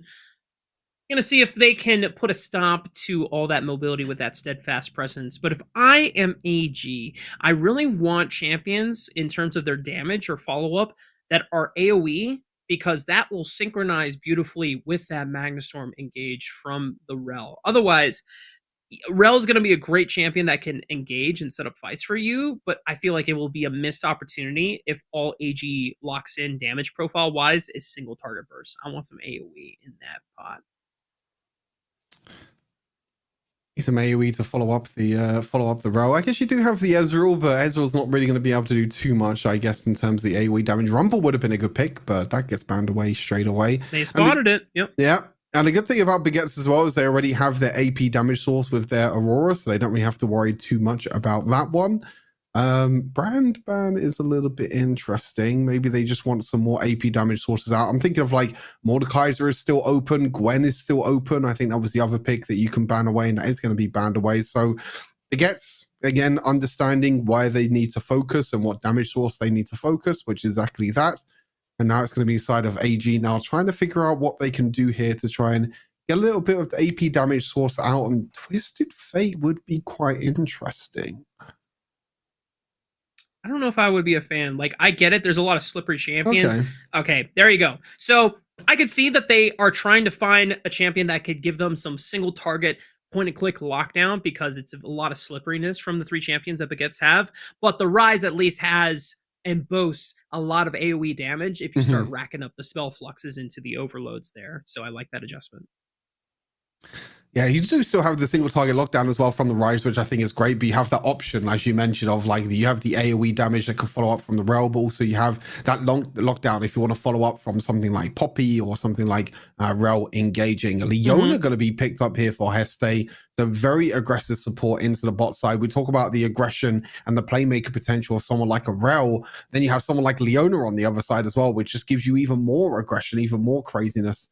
On the other side, we have to see what the other solo lane pick is going to be. Is going to be that Camille. So Baguette really putting up a very beefy, very strong roster of a team composition. Plenty of lockdown, as you mentioned already, Rafa. A lot of slipperiness, a lot of annoyance to try and especially shut down the likes of the Ezreal. Yeah. Ezreal is the one champion that can get out of a myriad of situations. If this Kale gets locked, I was about to say, guys, Baguettes have a lot of early game strength. If you were to lock in a Kale, that is you just saying, yeah, we don't believe in that early game. They ain't going to do absolutely jack all with that. And we were going to scale up for free. And listen, Kale does become an absolute monster if you let her scale up for free. But most competitive teams don't let you do that for free. So the pivot to the Jax makes a lot more sense. I imagine that because you also have a Poppy in this lineup, and since you have spoken out so much against anti-tanks in the jungle, this is probably going to be a Jax in the jungle and the Poppy up against the Camille. I guess it technically could be either of those two in the jungle. I guess we'll wait and find out. Actually, it's going to be Poppy jungle. Okay. That's going to be very interesting to see. Oh, we're already 2.5, 3 minutes into this game. We're already jumping straight into it. Catch up on Stuart. Yeah, not really too sure what's happened in the first couple of minutes, but it is going to be that Aurora in the mid lane for Random, one of his most comfortable picks. You just look on the side of Baguettes and they're all picking a lot of their comfort picks overall as, Rel looking to jump in. Not going to be able to do that much so, but yeah, like I mentioned, a lot of their comfort picks over on Baguettes, and I think it's going to be very, very scary to see what they can actually do here.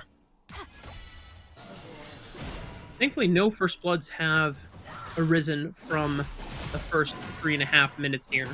So it doesn't seem like major summoner spells were burned anytime, or at least if it did happen, it must have been in the very, very first few seconds of the game. So far, both teams playing it cool. But the dive in the mid lane! Well executed by Random and Final Wax. That's the First Blood you were looking for. Yeah, getting this Aurora head is definitely something you want to be able to do, and getting Final Wax to be able to invade and control the enemy's jungle is something that he always loves to do in solo queue. He always wants to try and run around and be a nuisance in the jungle, and as you mentioned, Aurora getting that first kill in the mid lane is going to be great stuff. Not too sure what item Random's actually going for. Maybe Leandri's first item. I guess you have so many tanks with the Rel. The Rise going to be building a lot of HP as Heste looking to dive in. Oh, a little too late on the lockdown follow-up there. Hest might burn down to the Ignite at the very end of the day. English Fitz cleans up one more for AG.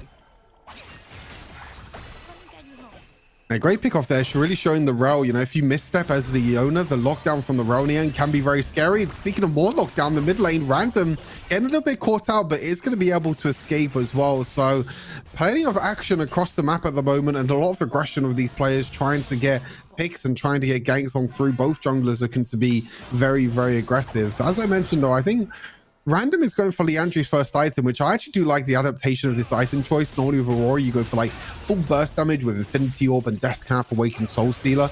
But understanding you're against the likes of Jax, Poppy's going to build a little bit of tankiness. You have the Rel, who's a tank as well. Leandri's can be a very strong first item to try and break through some of these tanks.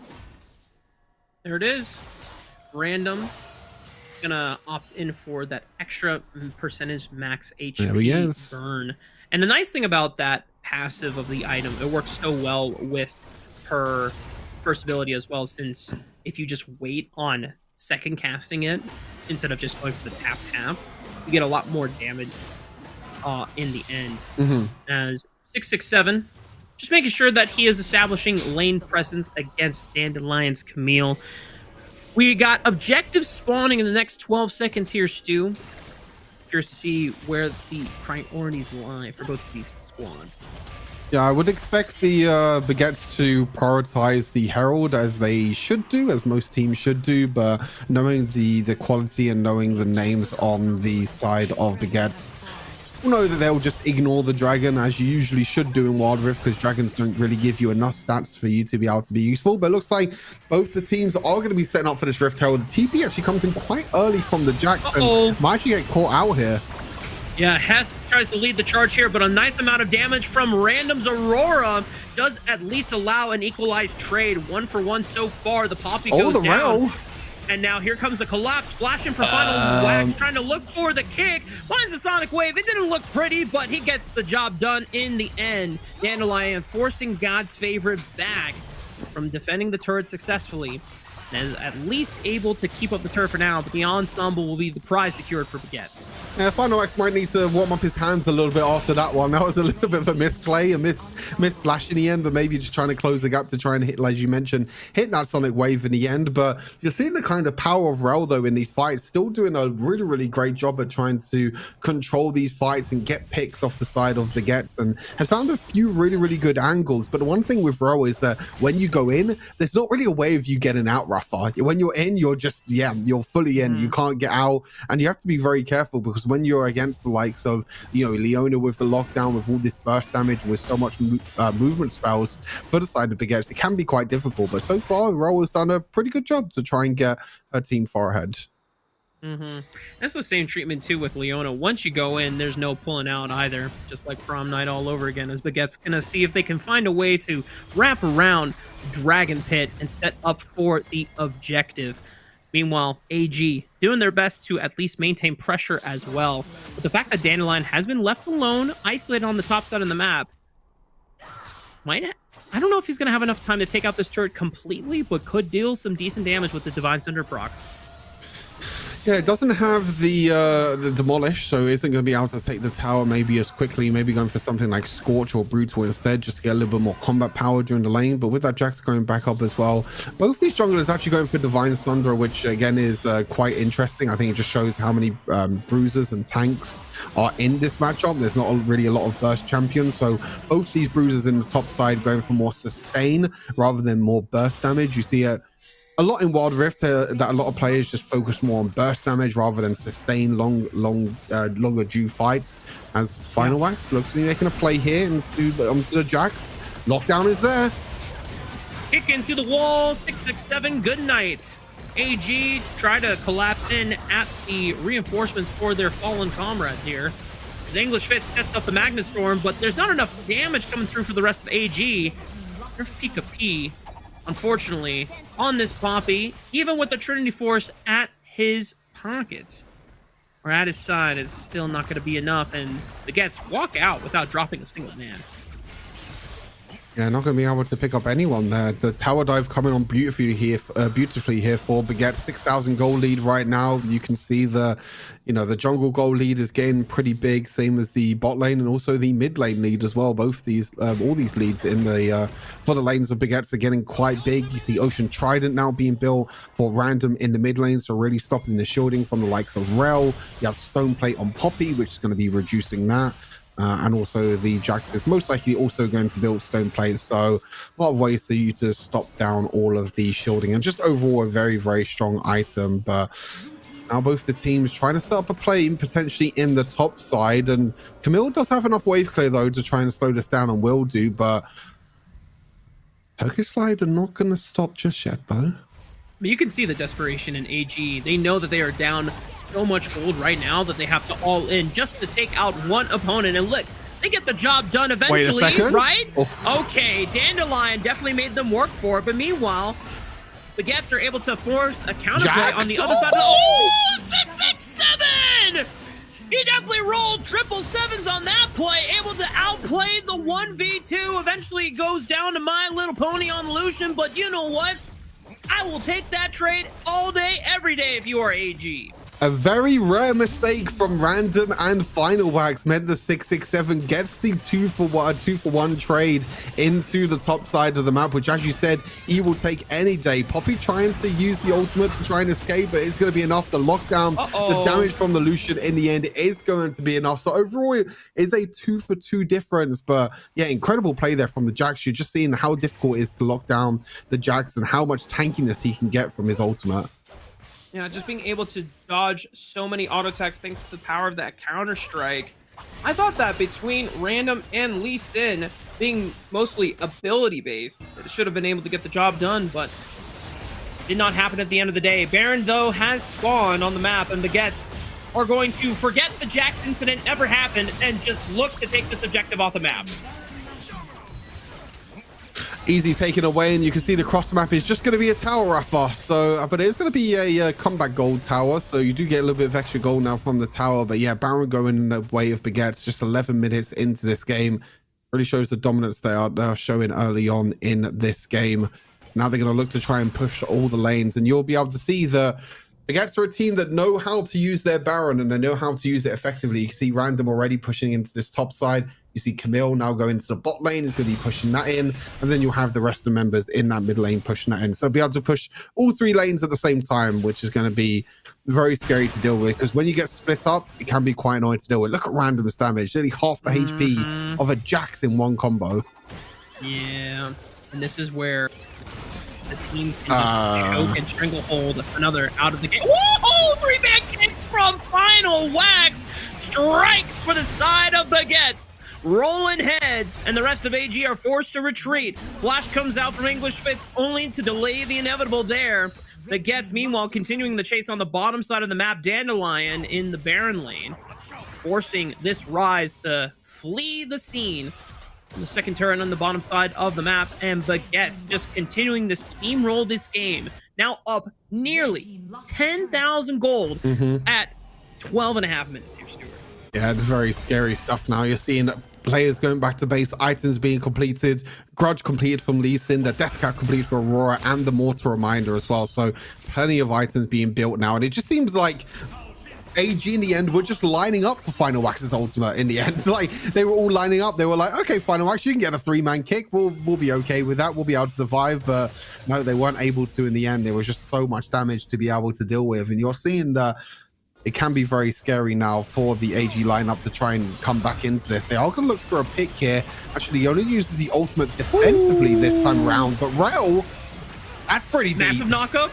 Here we go, Pika P trying to set up the engage, but they have to fight through so many thicker wallets on the side of Baguettes. Dandelion has been isolated, but he's totally just fine. Flashing on top, gets the second proc of that tactical precision, and wipes Rise away from the face of the rift. Here comes Hess to back him up. Dandelion, don't tell me he doesn't even die! He gets the tactical sweep for the extra healing! Baguettes will not drop a single man, and AG are left to 1. God's favorite, but the heavens are not filing down upon him today, as Baguettes will do away with the inhibitor on the top side.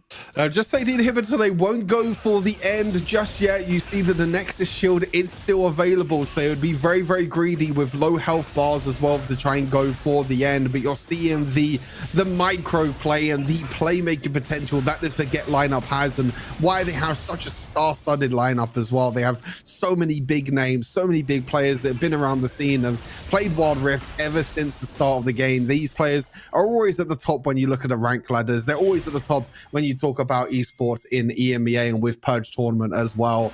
And they're showing exactly why in this game, why they're considered some of the best in the game.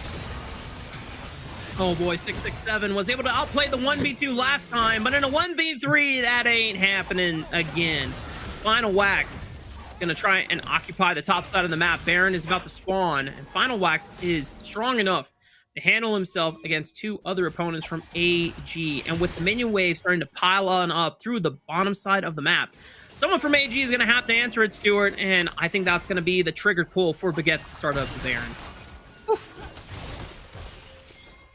Exactly that. I think they're just going to start Baron anyway. They know they have control. There's no wards in here at all for AG. They are going to spot it though with the Ezreal ultimate. Actually, I think that was the teleport or something from the Poppy in the end, or somehow got in, but there's no way for the Poppy to get into the pits.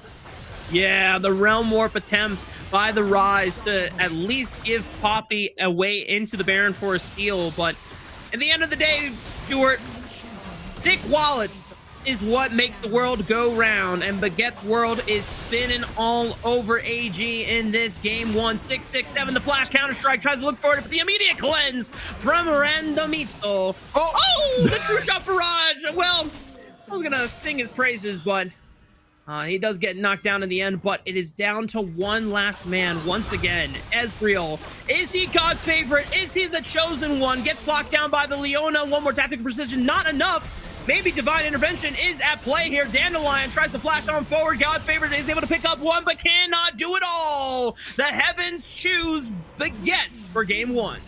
Yeah, very dominant performance from Baguettes overall. You saw little glimpses of hope there for AG and for the Turkish side, but just overall, incredible play. A few misplays, maybe that tower dive in the bottom side, unfortunately random, and Final Wax both dying to try and kill the Jacks. A few little misplays, but overall, I think you can see the real big difference between both these sides. The Friends are just too strong. They have too many powerhouse names in their lineup, and Baguettes, hey, we all love Baguettes, and we all love how strong they are.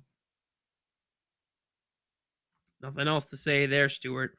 Baguette's complete domination straight up from the first blood. There was a couple moments that AG found, some return kills and whatnot, but I think once you see Lee Sin and Aurora diving a turret, not just through the front in the mid lane, but around through the jungle, then the game is completely cooked for at least the Rise, and being shoved out of the game that early on. And I think just the pressure play that Baguettes were consistently applying throughout the last 13 minutes that we saw, masterclass.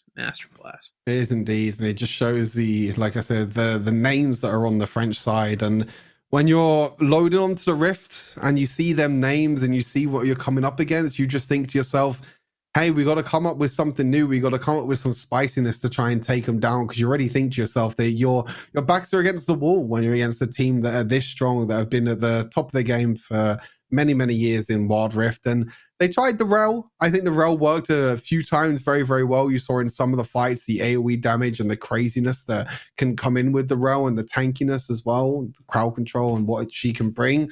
Unfortunately, it was enough. Found some really good fights, found some good picks, I think, in the end, but overall, it just wasn't enough. I don't think there wasn't enough 5v5 team fights in the end, I feel like, in this game. It was a lot of just Baguettes finding picks and finding, members of AG away from the rest of the team. And when you're playing someone like Rel, you want them 5v5 fights. You want to use the ultimate. You want to use your crash down and your crowd control to try and knock them down. But didn't have a chance in the end, unfortunately.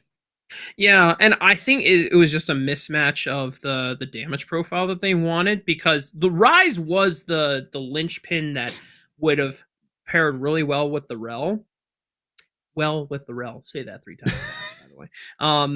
But the Lee Sin and Aurora identified early on, we cannot let this Rise scale for free. And the fact that they attacked it so early on and decelerated it meant that any time that they were looking for those team fights, the Rise was often forced to be farming on the bottom side of the map away from these fights. So first of all, can't participate immediately off of the AoE crowd control the Rel brings. And then on top of it, when he does participate, he's just too weak. The wallet diff was a real factor here compared to the kind of damage that Random's Aurora was bringing to the table early on. So a bit of a shame, because I do think Rel, with a lot of our meta picks like Rumble, Akali, can freak so much damage in those scenarios. But we'll have to wait in another day to see Rel, because this is our last best of 3 that we're covering on the stream, and she's already been played. We're not seeing her again today. Hopefully tomorrow. Tomorrow's a new day, Rafa. Maybe we'll see her tomorrow. Maybe we'll see. Fingers crossed. Yeah, maybe we'll see some other things as well throughout the day. But yeah, as you can see, the bottom of your screen, these are the champions that are banned for this next one, as we are playing Fierce Draft in this best of 3 here for the Rift Legends battle. So no more Poppy Jungle. I don't think the Poppy Jungle really did too much in that game, to be honest. I think you do have a lot of dashes with like the Aurora has dashes, the Lucian, the Lee Sin, and the Camille, they all have dashes, but I just felt like the Poppy wasn't very useful playing like this kind of off tank build when you're supposed to be a tank, you know, trying to go for items like Trinity Force, trying to do more damage, but I just don't think that's the purpose of Poppy. And I just think in general, that's why Poppy Jungle isn't really considered at the moment, because she's supposed to be a tank. She kind of builds this off tank style of 24 into full tank. She doesn't really do enough damage, and also she doesn't have the lockdown as well. So yeah, you can see the likes of Final Wax picking up something like a Lee Sin and just being super mobile and just carrying in these team fights. So interesting what the second draft comes though. See if Baguettes try and cook up something spicy. They did ban the Nidalee in game number 1. I wonder if Final Wax feels comfortable enough to maybe pick up in game number 2. I'm sure you'd see that. Stuart, when do we see actual tank junglers like a Mumu hit the Rift here? Never. Why? Mumu looks strong. I mean, in solo queue could be pretty good, I guess. Like when you're in that solo queue environment and you have enough, like, I guess you can have like that solo carry potential. But I think in a competitive environment, just these tanks just can't carry as much. Like they're just not going to be that useful compared to some of these, you know, assassins that we have our hands on, like Lee Sin, like Viego, you know, Nidalee, these champions like that. Most of the players, I think most of the players as well that play jungle in this competitive environment like these more carry styles because they're so used to playing it in a solo queue environment. So yeah, I unfortunately don't think we'll get there in the end. Oh yeah, we could see seeing Aatrox, Riven as well. 2 very standard picks for Final Wax. So yeah, no tanks. We don't have Sejuani yet either, so yeah, no tanks. And Maokai's not a jungle in this game, so yeah, goodbye. Yeah, not anymore. I remember when Maokai first came out, and I built him like Leandry's AP, and oh, dude, that was sick. And then they nerfed the damage on his clear, and I was like, oh, okay, well, and now he's just a support. And now he's just a support. Yeah, not the most fun. Tank jungle. I mean, there's Nunu. Yeah, I don't think we'll be seeing that either. But I think the only time Nunu was ever like viable in pro play is when the objectives actually were more game defining. And I think in the meta right now, especially when we look at dragons don't feel the most important. No. They're just kind of win more objectives. Ensemble is the only one that's like, okay, it would be really nice to have it, but it's not the end of the world. And even when a team gets Baron, it's still not end of the world.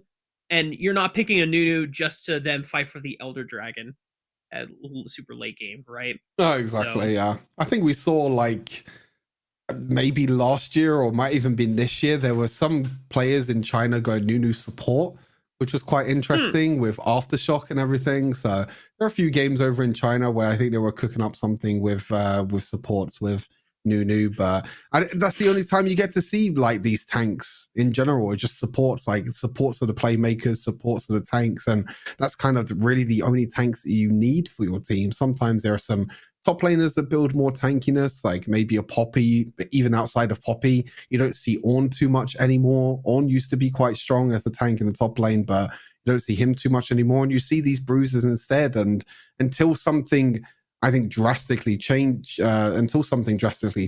then I think that's just going to be the meta for quite some time. Understandable until we get a very, very warping meta change. I wouldn't be surprised if Sejuani was ever to come to Wild Rift that she'll probably be a support or a top laner or something. Like she just wouldn't play in jungle. I just don't. Mid lane Sejuani. Yeah, I mean, unless her jungle clear would be really, really quick, but it will probably just be too slow. Like all these other champions have way too fast jungle clear, and by the time that you've completed your entire jungle, the Lee Sin's already gone back to base and has bought boots already and is back out on the map. So that sort of tempo style is just very important overall. But anyway, getting into game 2, Nautilus, Akali, Gwen banned, Aatrox, Nidalee banned again, unfortunately, and we'll have to wait for the third ban to see what it is here for Baguettes. It won't be that Milio. Probably be something else. Or is it? Oh, it was the Milio. Okay.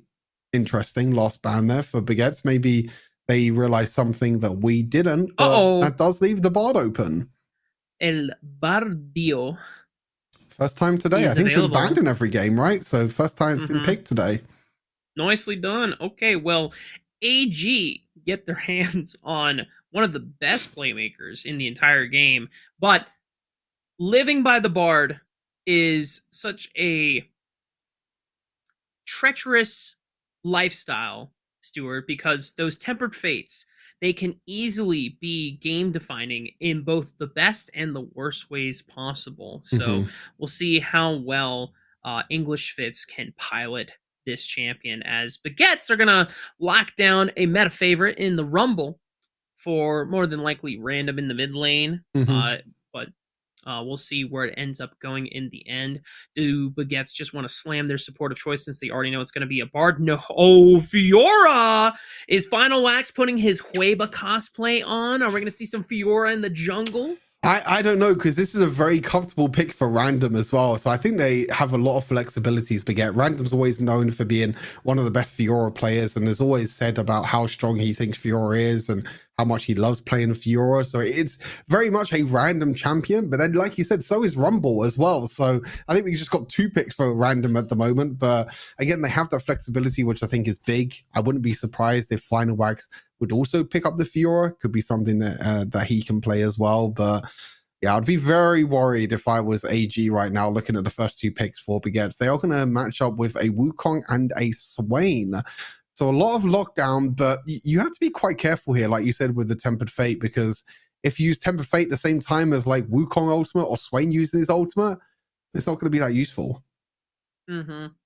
Well, I'll tell you one thing. Senna. There's a lot of AoE. There's a lot of AoE damage in this game. Equalizer, Demonic Ascension, Cyclone as well. Now, we have seen most of the Wukongs these days build full tank, and you are just an initiator trying to get something started, the party going. I would like to see the Wukong be a little bit more damage oriented this game, or at least a little bit more of a bruiser. But that does depend on what the rest of the damage profile is from AG, and if they are lacking a front line, then that probably will be the call for the Wukong to just go full tank. Baguette spanning out 2 more marksmen, recognizing that, hey, they don't have an AD carry yet, so let's thin out the pool a little bit more here.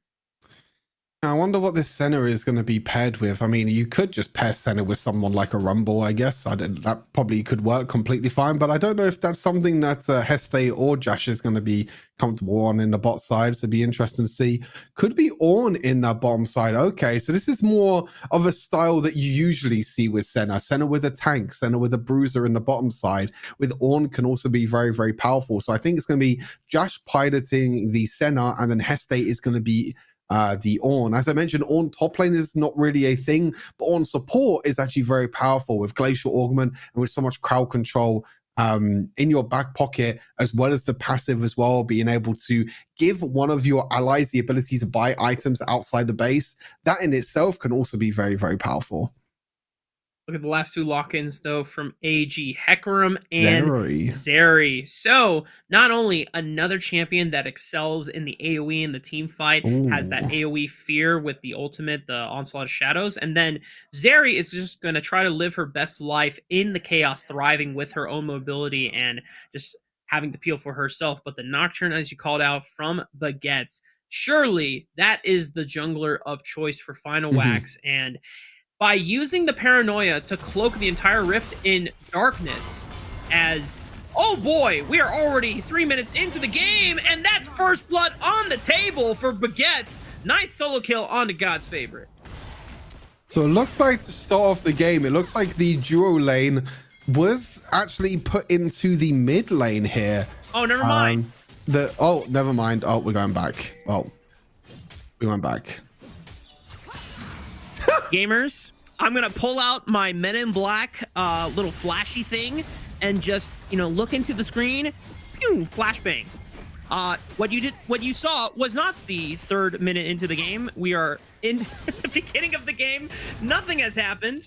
We have no idea what's going to transpire over the next 2 minutes and 30 seconds.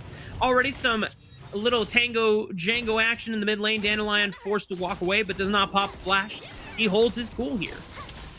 So interesting enough, Random is going to be piloting that Fiora. I think kind of expected when you see a Fiora. I think it's very, very scary when you have someone like Random on the Fiora. So he's actually going to be playing in the top lane this game instead of the mid lane. And it's going to be Patrez, Dandelion on the Rumble mid. But like I said, interesting enough, this game, as we skip from 3 minutes to 1 minute, is that the AG actually decided to put their dual lane in the mid lane. So trying to put this Rumble behind early on. But what this does do in the bot side is it gives Senna so many free stacks early on. You could just push underneath the tower and Senna can just keep farming stacks early on, which is going to be very annoying to deal with as they're going to look for a play in the bottom side. There's nothing comes to play yet. As you can see, Ornn just using that Glacial Augment to help out there. Meanwhile, Random does get his Fiora, as you teased during the draft might happen. Both Random and the Wukong are going for Grasp of the Undying, which is going to be the ideal keystone of choice, stacking up that HP as well as getting extra HP as well from those stacks, and a nice amount of sustain that you are able to get in this lane. Just making sure that this Fiora is set up for success. Level 5, though, from the Hecarim. Nerf Pika P. Looking for the onslaught of Shadows, Fear, and an immediate getting out of the turret range. And not really too much going on there, unfortunately. Just using the ultimate and then using the movement speed to get away to safety in the end. So not really too much left there for the side of AG to deal with. Meanwhile, the Nocturne just going to be trying to go on the top side of the map. Looks like Finalmax was able to put a ward into the top side of the jungle of AG. So now spotting where the Hecarim is, you can see the pings already going down onto the Hecarim there. So knowing exactly where they are going to be. And Josh just using a control ward there just to stop the backport there of the Swain is quite cheeky there, to be honest. Yeah. In the end of the day, My Little Pony is forced to burn both of their summoner spells. So it does relieve a little bit of pressure from God's favorite here on the bottom side of the map. But something tells me, Stuart, as the Temper Fate does go wide, God's favorite is actually popping the Demonic's Ascension. It's too early. I don't know what it is, but I feel like about 5 seconds from now, we're going to see the making of a solo kill on the bottom side of the map. I don't know. Yeah, I think Swain might be in a bit of trouble, Rafa. I don't know about you, but I just have a tingly feeling. Oh, well. Wait a minute. What is this? Oh my God! Where Prophet's first blood goes to Baguettes! It's like we knew it was going to happen, Rafa. It's like we saw it coming. No way. Meanwhile, Dandelion, we haven't seen this far into the future. We do not have the time stone on our hand. That went back to Doctor Strange a couple of years ago. AG trying to see if they can find some kills back. Random has popped the Grand Challenge, forcing the Wukong to flash away. Cyclone still spinning to block the incoming dash with that knockup. Random establishing pressure and showing the world why he is one of the best Fioras here in EMEA. You see how quickly he can proc that ultimate and how quickly he can get that healing out as well. Very, very strong. And you can see Heste just crafting some items in the bot side of the map.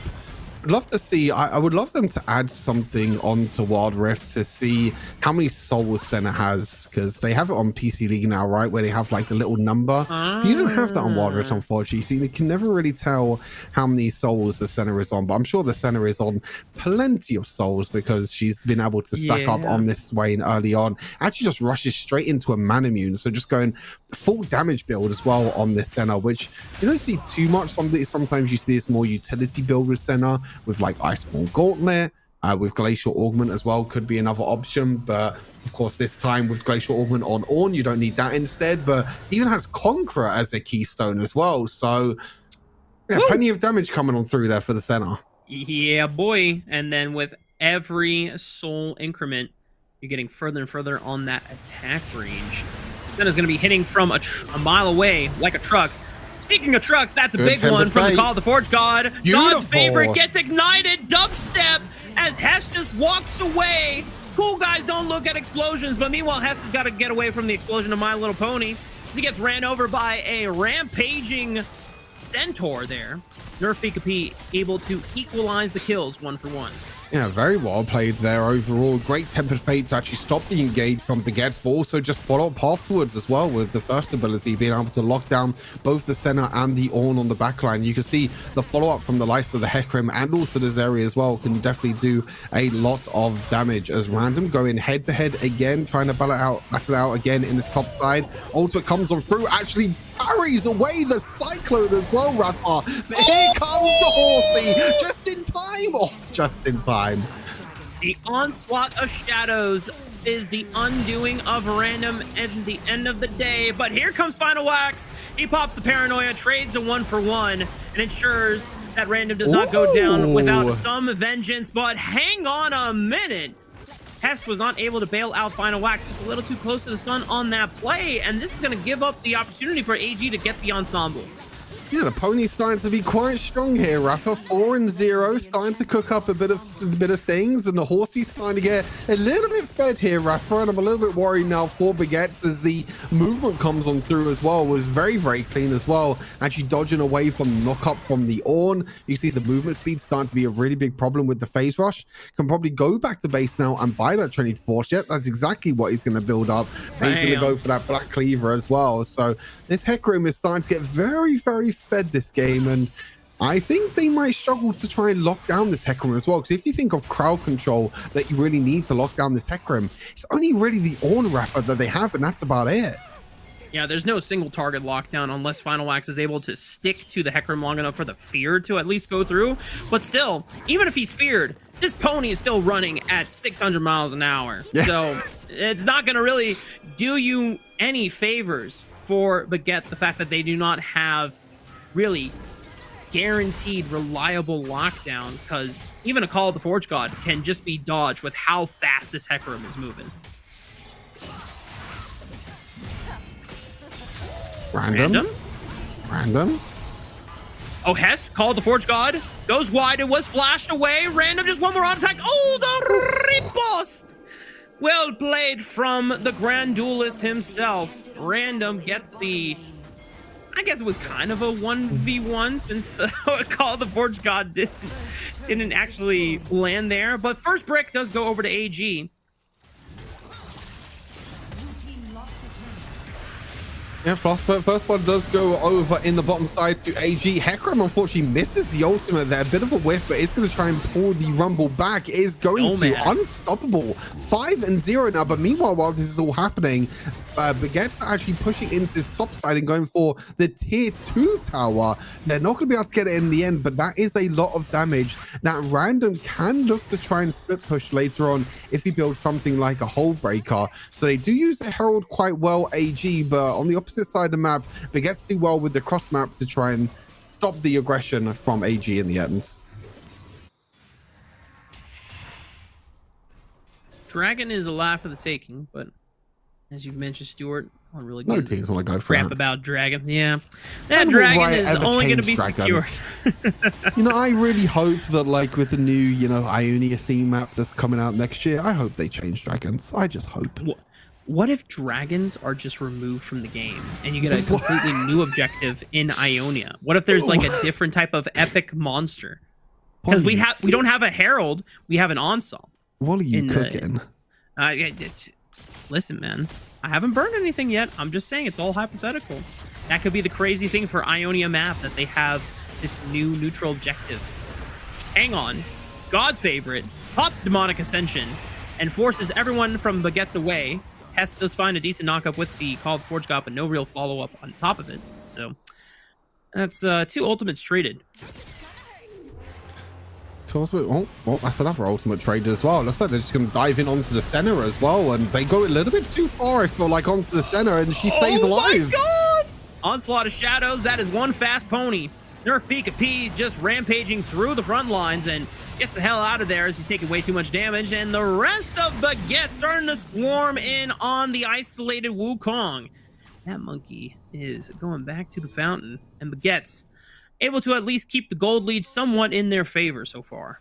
Now, unfortunately, the Wukong's stuck on the wrong side of the map there, you feel like, because it's a little bit unfortunate there to try and, I think it's just trying to follow up on top of the Hecarim, but Hecarim has a lot of movement speed to get out. Wukong, on the other hand, yeah, doesn't really have a lot of ways to escape if you already use the the second ability there to try and engage instead. But overall, Rafa, this is a lot more of an even game than what we saw in game number one. Game number one was a pretty dominant victory for Baguettes, but this game you're kind of seeing the power of the Hecarim and how far ahead the Hecarim has got in this game so far.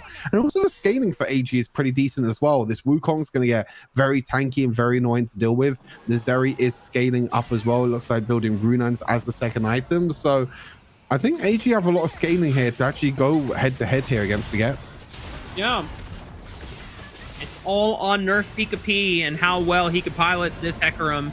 Oh, Temper Fate stops the onslaught of Shadow Spheres from going through, but it does allow that final wax does not get out anytime soon. Randomito has popped the Grand Challenge. Random, can he get any more Vital Procs off of the Hecarim?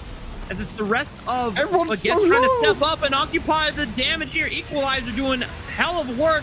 God, flashing for the wall for the Demonic Ascension. Tries to pull them all in. My Little Pony and Hest are getting sent to the glue factory. And AG can look to the Baron. They're going to look to turn here, and Final Wax is not up for another 5 seconds, so I believe this is AG that's going to be taking over the Baron. God Favor came in came in at the right time, the right moment at the right time, flashes forward with the Swain's ultimate and takes down Josh and Heste in the end. And that's a really big turning point here for AG. Baron on the cards now for them. We know that the first Baron is not usually that strong because it doesn't last that long, but it's going to give a lot of time and a lot of space now for the players of AG to farm up and try and potentially push more of these towers. This is one fed Rainbow Dash on my screen right here, Stuart. My God. One fed what? One fed Rainbow Dash. Oh, Rainbow Dash. Oh. It's like, what? I mean, we got My Little Pony on one side, and we got Rainbow Dash on the other. And it's just 6-0.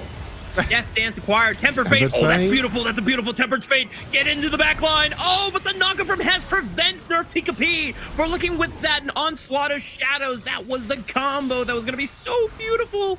But they put a stop to that one. Equalizer forced to just kill the wave and prevent the stall and the siege from coming through. But they're making it happen anyway on the bottom side of the map.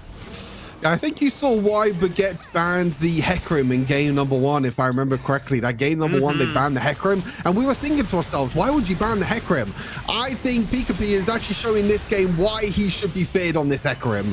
Yeah, 3-item Hecarim just cannot be stopped at this point in the game.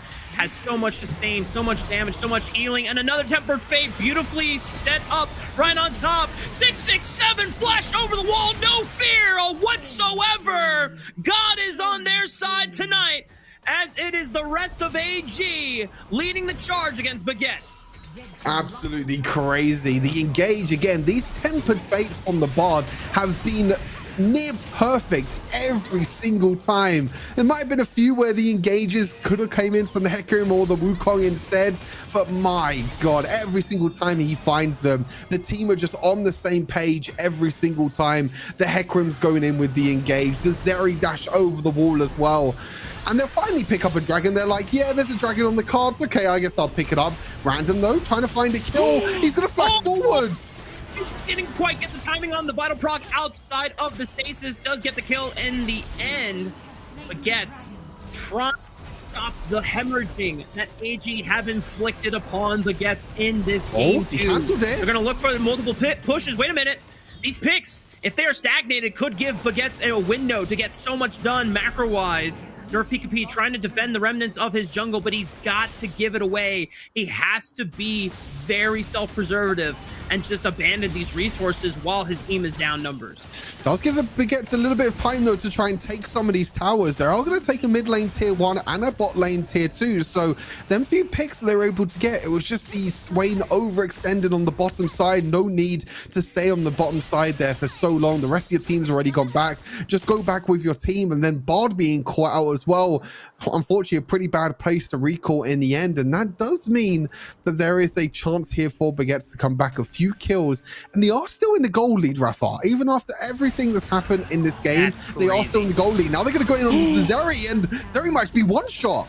Woo! And the stasis with Final Wax, an ability to reposition Onslaught of Shadows from Nerf PKP allows him to escape the grand challenge. Random on the front, finds God's favorite, sends it back to the fountain. The equalizer is huge, and Hesta is leading the charge once again. Nerf PKP forced to flee the scene of the crime, and the rest of AG have lost their footing. Momentum was on their side only for a brief moment before the Baguette swept it away under them.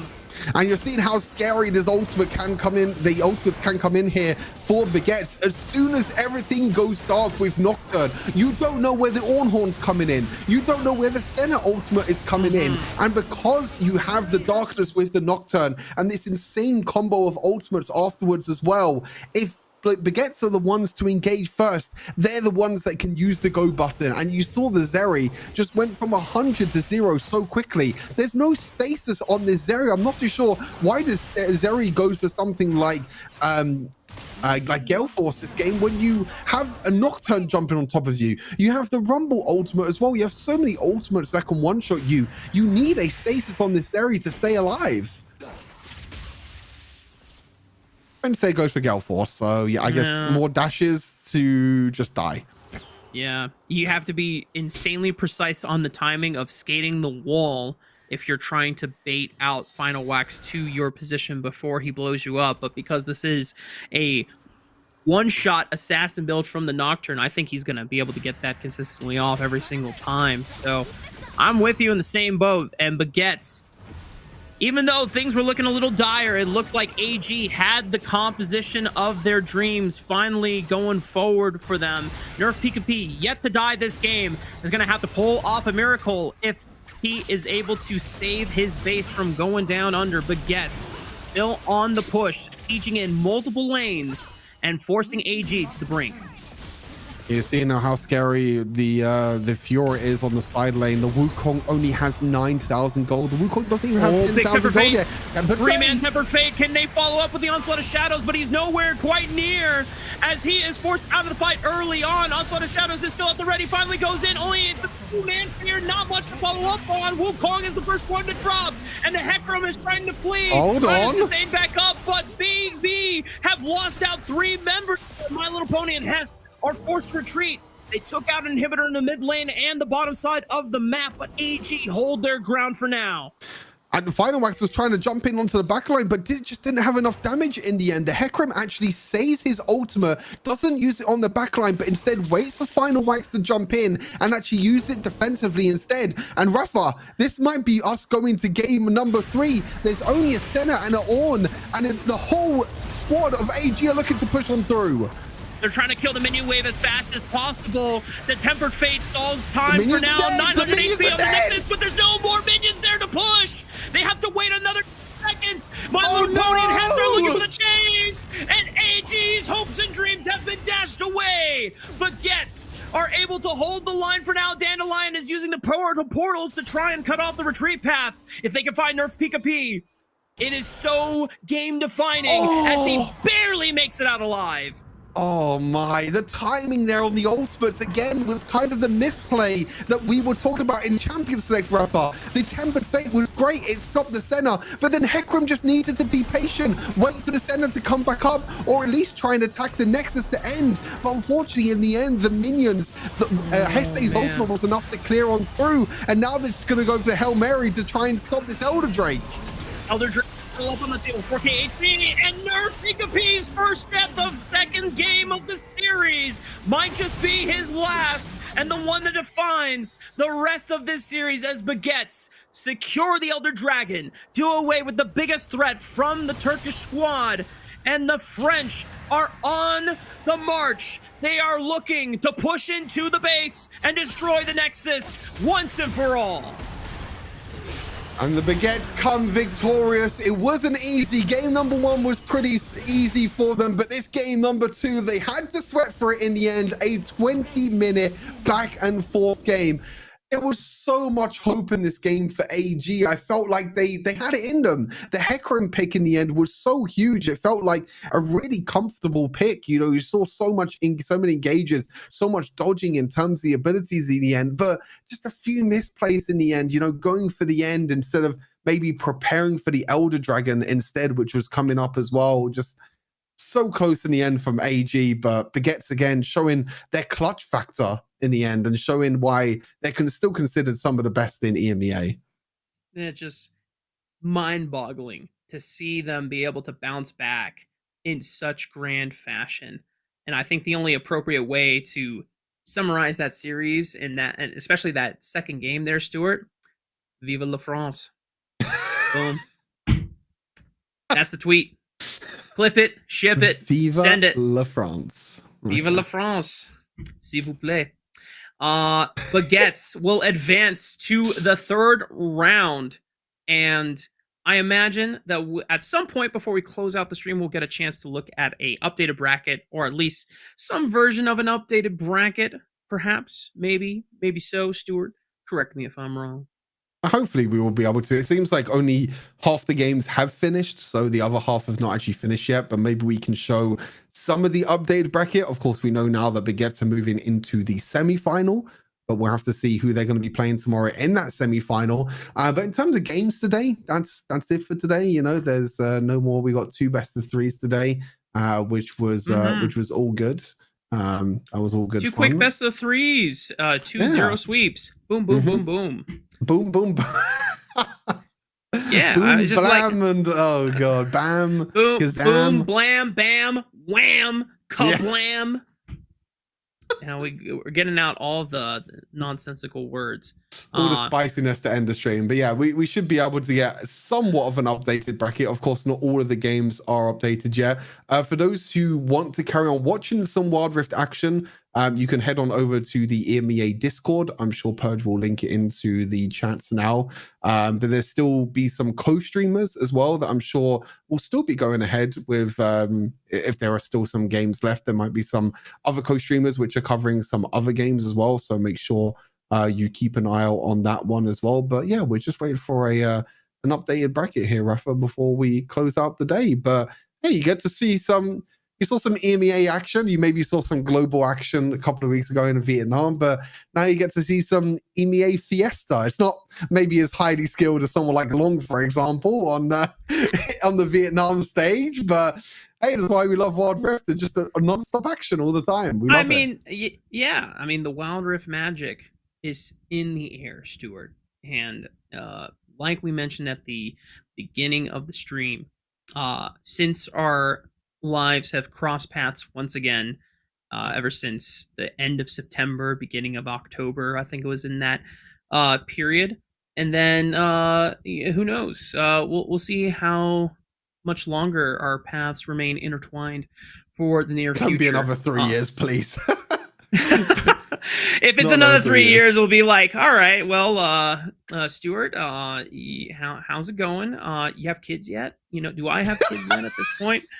You know, are we making families now? I mean, look, most of my colleagues that I work with over in LCS, they're now having babies. Like Azel's a dad, Jat's a dad, Pastry's a dad. I'm just like, oh no, like, is that gonna be me in a few years? I've got a dog, okay? Like, a dog is my current responsibility, and I'm content with that, you know, at that point. So, but hopefully, it's not as infrequent as 3 years, you know. I'm hoping it's like, if I'm being optimistic, once every other month, you know. I think that's a good thing to aim for. You know, once a month would be ideal. Just saying. Maybe you're expecting too much hope. Who knows? I mean, too much hope. 2026, anything could happen. You never know. You never know. I will say though, Stuart, as we're waiting on this last graphic to show with the chat before we close out the stream, I want to get your takeaways so far from this patch, given what the games we got out of today's matches. Yeah, I still think overall we saw that there are some champions which got nerfed, which is still quite strong. We saw Lucian still performing pretty well, the Viego and the Lee Sin. But here we go. Here is the updated bracket for today. So most of the games are actually finished, Rafa. So we're going to be seeing tomorrow's semi-final is going to be France against CIS, and then MENA up against either DAC, Germany, or Spain. So two pretty exciting semi-finals that we have going tomorrow. Some of the biggest regions that we have. So, yes, MENA against either DAC or Spain, which is going to be pretty damn fun to watch tomorrow. Oh, baby. Well, it looks like our I don't want to say our prediction, but our estimate of Mina making it far in the bracket on the lower side was a good one to spot out. So hopefully we get to see how far the Mina squad can go with next generation. They were very fun to watch in our first best of 3 earlier today. We'll see whether they are victorious against the winner of the German or the Spanish squad, Spiritus or Calamidad. But for tomorrow, if I'm not mistaken, we'll be featuring the French squad versus CIS KBT, and then our grand finals. And I mean, based on the way the Baguettes played, I will say the small window where AG had that opportunity over them. I'm not sure if that speaks more to uh the fact that either Baguettes are beatable or how scary they are in being able to overcome those dire scenarios. Yeah, I think, as I mentioned, I think it's just more of the clutch factor that they have, I guess, that even if they are backs against the wall, and even if they were pretty far behind, you still see in the end that they know what to do at the right situation at the right time. You could maybe say it was a few missed plays as well in the end.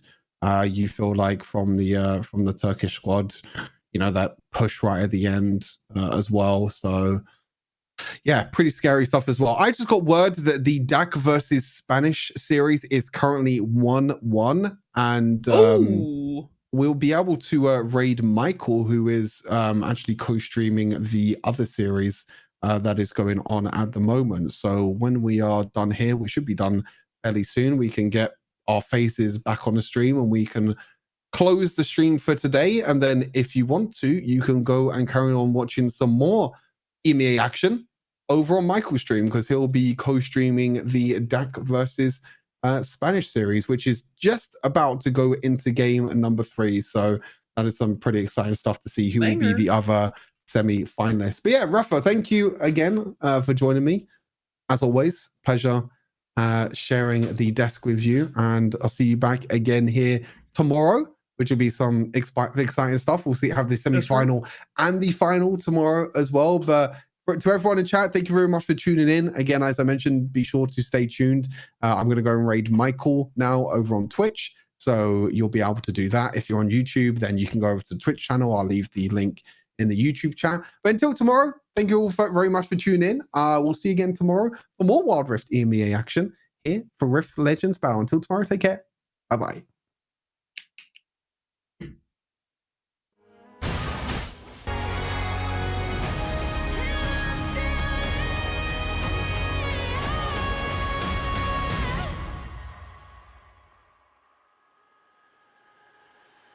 I'm still